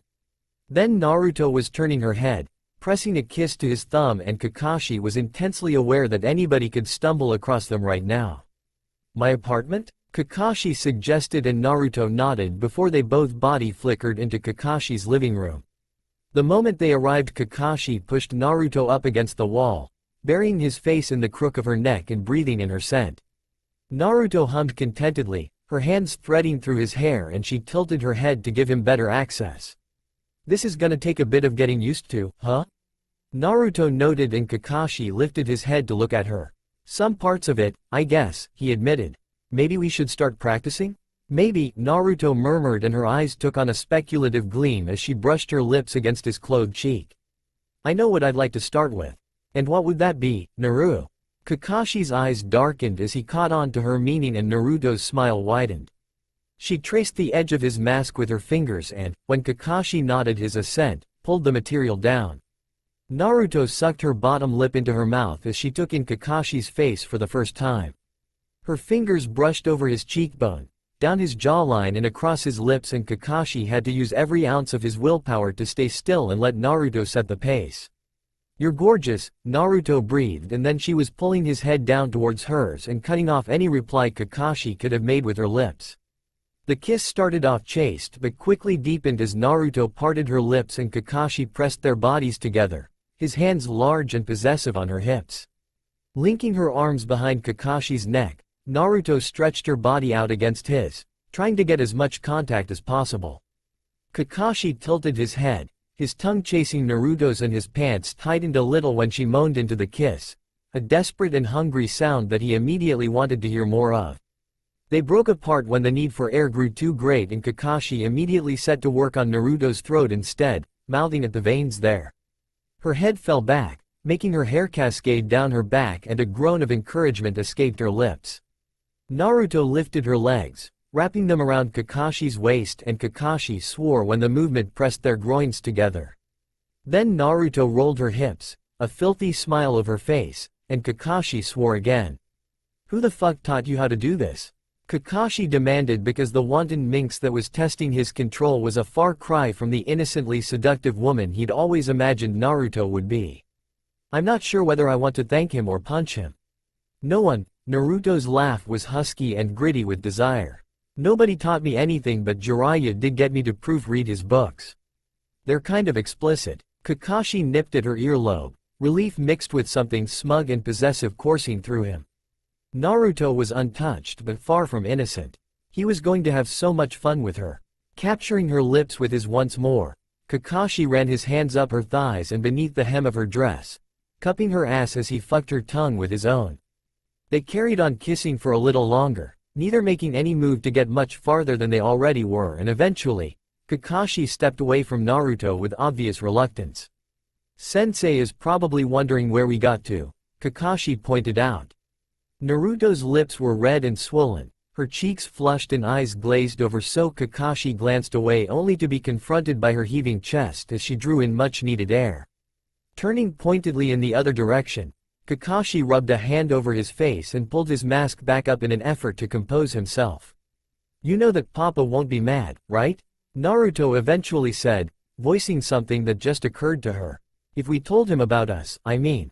You know he'll approve. You think so? Kakashi asked. It had been troubling him for a while now, the idea of his sensei disapproving of their relationship. Yeah, Naruto's smile was soft. I really do. Kakashi couldn't help himself. He bent down to brush his lips over Naruto's once more, thankful that the mask helped keep things under control. Come on, Naruto grinned up at him and took his hand, lacing their fingers together. Let's go interrogate some Iwa-nen. Azuma Shinji strained against his bindings and glared up at his captors. He was alone, separated from the rest of his team, and surrounded by Konoha ninja. The mission had been a failure. When he had heard that the Namikaze brat was back in Konoha, rage that only thoughts of that cursed family could provoke had boiled inside Shinji. Namikaze Minato had slaughtered his uncle and father in one of the most underhanded and despicable ways. Yes, being a ninja was a high-risk job, but you usually had the opportunity to at least try to defend yourself against an attack. Namikaze took that away, essentially depriving ninja of their rights. It was amoral and cowardly, and Namikaze deserved to burn in hell for using such underhanded tactics. The bastard didn't even have the guts to oversee the interrogation himself. Instead, Shinji was surrounded by lackeys. Little did he know that Minato was there, watching from a side room along with Jiraiya, Kakashi, Naruto and Itachi. I am so glad the Yamanakas are on our side. Naruto suppressed a shudder as she watched Inoichi breach the prisoner's mind. Their jutsu are creepy, but effective, Jiraiya murmured, his attention focused on the interrogation. Although if Iwa is planning a coup as well, then we might have our hands full. Fending off both Iwa and Suna? Minato snorted. Yeah, that might be just a little bit problematic. We'll just sick Gaara on Suna. Naruto waved a hand in dismissal of the threat they posed. They're all scared shitless of him anyway. And all you need to do, Papa, is breathe in Iwa's direction and they scatter. My daughter, the strategist. Minato rolled his eyes but couldn't help the fond smile that curved his lips when he caught Naruto's unrepentantly cheeky grin. Come on, let's leave Inoichi to do his job. We have a strategy meeting to get to. Minato said after a moment, and the rest of the group nodded their assent. It wasn't long before they had reconvened in Minato's office along with Hokage's personal guard, current Enbu captains, Nara Shikaku and Tsunade. Ba-chan. Naruto grinned, wide and cheeky, when she spotted the older woman. Is that another wrinkle I'm seeing? Watch your mouth, brat. Tsunade scowled at Naruto, but she couldn't hold the expression for long and it soon faded into a smile. How've you been, Naru? Great, Naruto proclaimed. I have so much to tell you. Is that right? Tsunade shot a sidelong glance at the girl who was like a daughter to her, then lowered her voice, bending to whisper in Naruto's ear. Does any of it have to do with your new boyfriend? News travels fast. Naruto managed to keep her voice steady even as a light blush stained her cheeks. It's barely been more than a week. Well, I'm happy for you, brat, Tsunade laughed. You two are practically made for each other. I'm glad you think so. Naruto smiled and would have said more, but Minato called the room to order. Okay, Minato said as he settled into his seat and let his gaze sweep over the gathered ninja. We all know why we're here, let's cut straight to the chase. Jiraiya, what information do you have? The troubling kind, Jiraiya replied, uncharacteristically solemn. Orochimaru is in Konoha. A murmur spread through the room at this and Minato frowned, his lips thinning in a sign of his displeasure. You're sure about this? Minato asked. I'm afraid so, Jiraiya nodded. How did that bastard get past security? Tsunade asked and Jiraiya shrugged. The only way I can think of is that he's in disguise, and a very good one, Jiraiya replied. Who exactly he's impersonating is anybody's guess. We think we might have an idea, Naruto said after exchanging a look with her father. Gaara said that his father hasn't really been himself the last few months. Add that to this attack they're planning and we have a pretty good idea of whose face Orochimaru is wearing. There's one problem with that, Shikaku spoke up. While I don't doubt that Orochimaru plans to wear the Cage's face eventually, it's no secret that he's after the Sharingan first and foremost. You think he will attack Sasuke? Kakashi's brows furrowed as he caught on to what Shikaku was suggesting. If he plans to do so, the best time would be during the second stage of the exams, Itachi spoke, and, while his expression was neutral, there was a tightness in his jaw that hinted at the anger he was suppressing. Itachi is right, Shikaku agreed. The contestants are at the most risk during the second stage of the exam. Orochimaru will make his move then.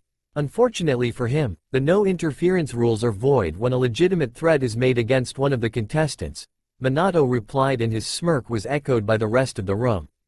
So let's get a team together to keep a lookout for our missing Sannin. Hokage-sama, Itachi immediately spoke up. I gladly volunteer for this duty. Of course, Minato inclined his head in acknowledgement. Me too, Naruto added, and Minato nodded his agreement. Kakashi, you join them as well and there'll also be an Anbu squad patrolling as backup. Orochimaru is dangerous and I don't want to take any chances. Minato explained. Yes, sensei. Kakashi gave a shallow bow of acknowledgement and met Naruto's gaze, sharing a quick smile with his girlfriend before returning his attention to the meeting. From there the talks progressed to strategies they could employ against Suna and possible ways to deal with the combined Suna-Iwa threat. Gaara turning to their side was a huge boost for Konoha and he would be a valuable ally for them no matter how everything played out. Sure, Orochimaru was still out there but you only had to glance at Itachi to see that the Snake Sanin's days were numbered. The threat from Akatsuki was slightly more worrying. The missing nin that made up the organization were no joke and would be difficult to defeat. Difficult, but not impossible. After all, the Hokage was one of the most powerful ninja to have ever lived and, with herself, Itachi, Jiraiya and Tsunade back in the village, Konoha's forces had never been stronger. With Gaara already on their side, it wouldn't be too difficult to turn the coup that Suna had planned into an alliance instead. Akatsuki were a threat to all the hidden villages and an alliance between Suna and Konoha was sure to spark further treaties and would ensure aid the case of any one village being attacked. Naruto could envision exactly how the situation would end up being played out and if, for any reason, it seemed like things wouldn't work out, Naruto had her own network of allies to call upon. She hadn't spent her exile twiddling her thumbs after all. You seem to be in a good mood, Kakashi said as they left the Hokage Tower once the meeting was over. Considering they'd just spent the past couple of hours discussing possible invasions, Naruto's good humor was a little surprising.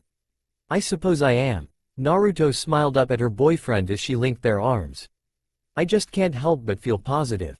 Don't get me wrong, I'm not dismissing the threats we face. I just really feel like we're equal to them, you know? Well, at least one of us is feeling optimistic.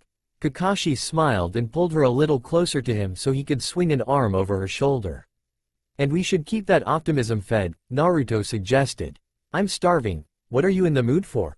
How about barbecue? Kakashi suggested. I can't remember the last time I went to Akamichi's. Barbecue it is, Naruto grinned and started to lean upwards to brush a kiss against Kakashi's cheek. They were interrupted before she could do so when someone shouldered their way between the two and Naruto found herself staring into eyes so dark they seemed to lack pupils. Tenzo. Naruto gaped. What are you doing? Her voice rose an octave or two with surprise and she had to suppress the urge to punch him for interrupting so rudely. I'm hurt Naruto-chan, Tenzo said. Is that any way to greet a friend you haven't seen in a decade? It's the way you greet an interloper, Kakashi grumbled as he pushed Tenzo away till he could pull Naruto back towards him, annoyance clear in his visible eye. I saw you just the other month. Naruto tilted her head to the side, confusion knitting her brows as both she and Tenzo ignored Kakashi's grumbling. You were on a mission. Don't you remember? Nay, that doesn't count Naruto-chan. Tenzo smiled and his eyes curved into half moons with emotion. We should catch up properly. Are you free right now? No, she is not, Kakashi frowned, his voice sharp enough to cause Tenzo to do a double take. He took in the way Naruto and Kakashi were standing, arms wrapped around each other and so close wind wouldn't even find a gap to blow through. Understanding dawned and a smirk curved his lips. So that's how it is, Tenzo murmured. You should have said something senpai. Kakashi glowered but Naruto just laughed and snuggled even closer to her boyfriend. It's kind of a new development, she admitted. Oh, and Tenzo? Yes Naruto-chan? Tenzo smiled but the expression quickly faded when a kunai flew past his face, nicking the skin slightly before embedding itself in the tree behind him. How many times have I told you not to call me Chan? Kakashi snickered as Tenzo stammered out an apology. Naruto held her stern expression for a little while before finally relaxing. We'll see you around, Tenzo. Naruto tossed a wave over her shoulder as she pulled Kakashi away, her stomach reminding her that they'd been on their way to get food. Possessive much, Kakakun? Naruto teased once Tenzo was out of hearing range. She hadn't missed the anger in his eyes when Tenzo had tried to monopolize the rest of her day. When it comes to you. Definitely. Kakashi didn't even try to deny it. He merely leaned down to press a kiss to the top of her head and squeezed her shoulder briefly. Naruto blushed, touched by his openness and glad that this change in their relationship hadn't affected the way they interacted. She grinned at Kakashi, letting a comfortable silence fall as they made their way to the restaurant. Minato smiled as he watched Naruto and Kakashi walk away from the tower, arms around each other, and Naruto's grin brighter than the sun. He was glad they were having fun because his next task was going to be decidedly unpleasant. How long has that been going on? Jiraiya asked, his gaze also following the tiny figures of Naruto and Kakashi through the window. As far as I know, only about a week or so, Minato shrugged. I'm not really surprised. Nobody who knows those two is, Tsunade snorted. It's about damn time. That sappy look Naruto used to get whenever she got a letter from Kakashi was so sweet it was sickening. They'll be good together, Minato agreed. But we have more urgent matters to attend to. All traces of humor fled from the Sanin's expressions and they moved to stand on either side of Minato as he took his seat. It was time to meet with an Iwa nin to decide on an appropriate course of action. Punishing foreign ninja was a tricky business. On one hand, the punishment had to be mild enough not to draw the ire of the foreign ninja's home village and incite war. On the other hand, justice had to be done. In this particular instance, given the history between Konoha and Iwa, deciding on a punishment became even trickier. Fortunately, the group of Iwa ninja that had been involved in the attack had been stupid enough to carry out their plans in public, and the Jonin in charge of Iwa's Chunin exam delegation was already waiting for them. Hokage-sama, the Iwa nin bowed low and respectful once he had been escorted into the office.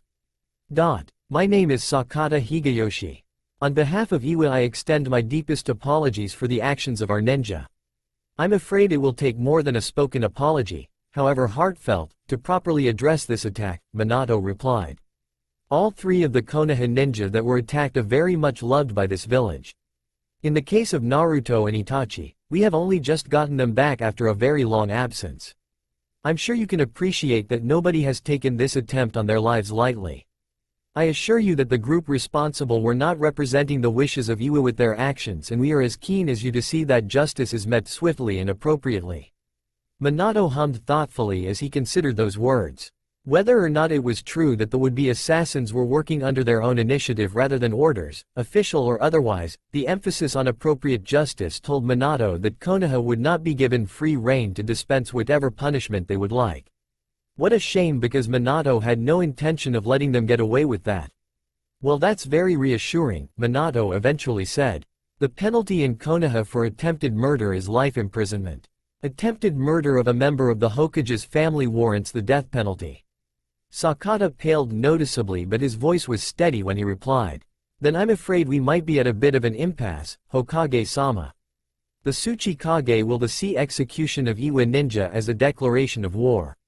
Minato was tempted to scoff and remind Iwa of what had happened the last time they had decided to go to war with Konoha. Thankfully the temptation lasted only a moment, and the good sense and political acumen that helped make him such a great Hokage quickly took over. So what would you suggest, Sakata-san? Minato asked, leaned back in his seat and touching the tips of his fingers together. We would like to take care of this internally, within Iwa's own laws, Hokage-sama, Sakata said, struggling to keep his cool when voicing what he knew to be an outrageous demand. Still, orders were orders. Out of the question, Minato immediately rebuffed the idea, his eyes hardening into steely flints that made Sakata force back the urge to gulp. It's enough that you went after Konoha ninja. The fact that one of those ninja was my daughter means that there is absolutely no way the people involved are leaving Konoha until an appropriate punishment has been dealt. And what would Hokage-sama consider to be appropriate punishment? Sakata asked. Life imprisonment, here on Konoha, for those that led the attack. The rest of the group will be free to return to Iwa as long as you agree to a removable chakra-suppressing bracelets. Hokage-sama, Sakata protested, think of what you're asking. Oh, I have, Minato assured him. I've thought very, very hard about this entire incident. Do you know what I find most curious, Sakata? The question was rhetorical and Minato carried on without giving the Iwa nin time to answer. I find it very strange indeed that the 4 of the 6 teams of genin that he was sent to take the Chunin exams were actually all Jonin-level ninja. Don't you find that strange? Sakata's mouth opened, a slightly strangled sound escaped it and he promptly closed it again. His lips thinned as he pressed them together and tried to think of an appropriate response to the Hokage's implied accusation. All the smooth talking in the world couldn't help them now because they might be able to explain away one or two of the ninja as having not taken the exams before for various reasons, but not all 12. They were so busted. So I repeat, Minato's smile was bloodthirsty enough to cause even Jiraiya and Tsunade to suppress shivers, life imprisonment and chakra-suppressing bracelets. The ball is in your court, Sakata-san. For a moment time seemed to freeze and then Sakata sighed, his shoulders slumping in defeat, and Minato's smile sharpened as satisfaction curled warm and heavy in his gut. Sometimes, he really loved his job. Barbecue had been the wrong choice. Kakashi gritted his teeth, the action hidden behind his mask. What was supposed to be a nice, relaxing lunch with his girlfriend had turned into an impromptu gathering for what seemed like half of Konoha's ninja. First they had met Asuma and Kurenai, and their date had turned into a double date. That Kakashi could have lived with. Anko and Genma found invited themselves along soon after, then Katetsu and Izumo had decided to join them, and now Inuzuka Hana was pushing Itachi and Rado into the already cramped booth. 9 extra people was not relaxing. It was the furthest thing from relaxing, and if it weren't for the fact that being so squashed meant that Kakashi had an excuse to put his arm around Naruto and sit so close to her that they were pressed together from shoulder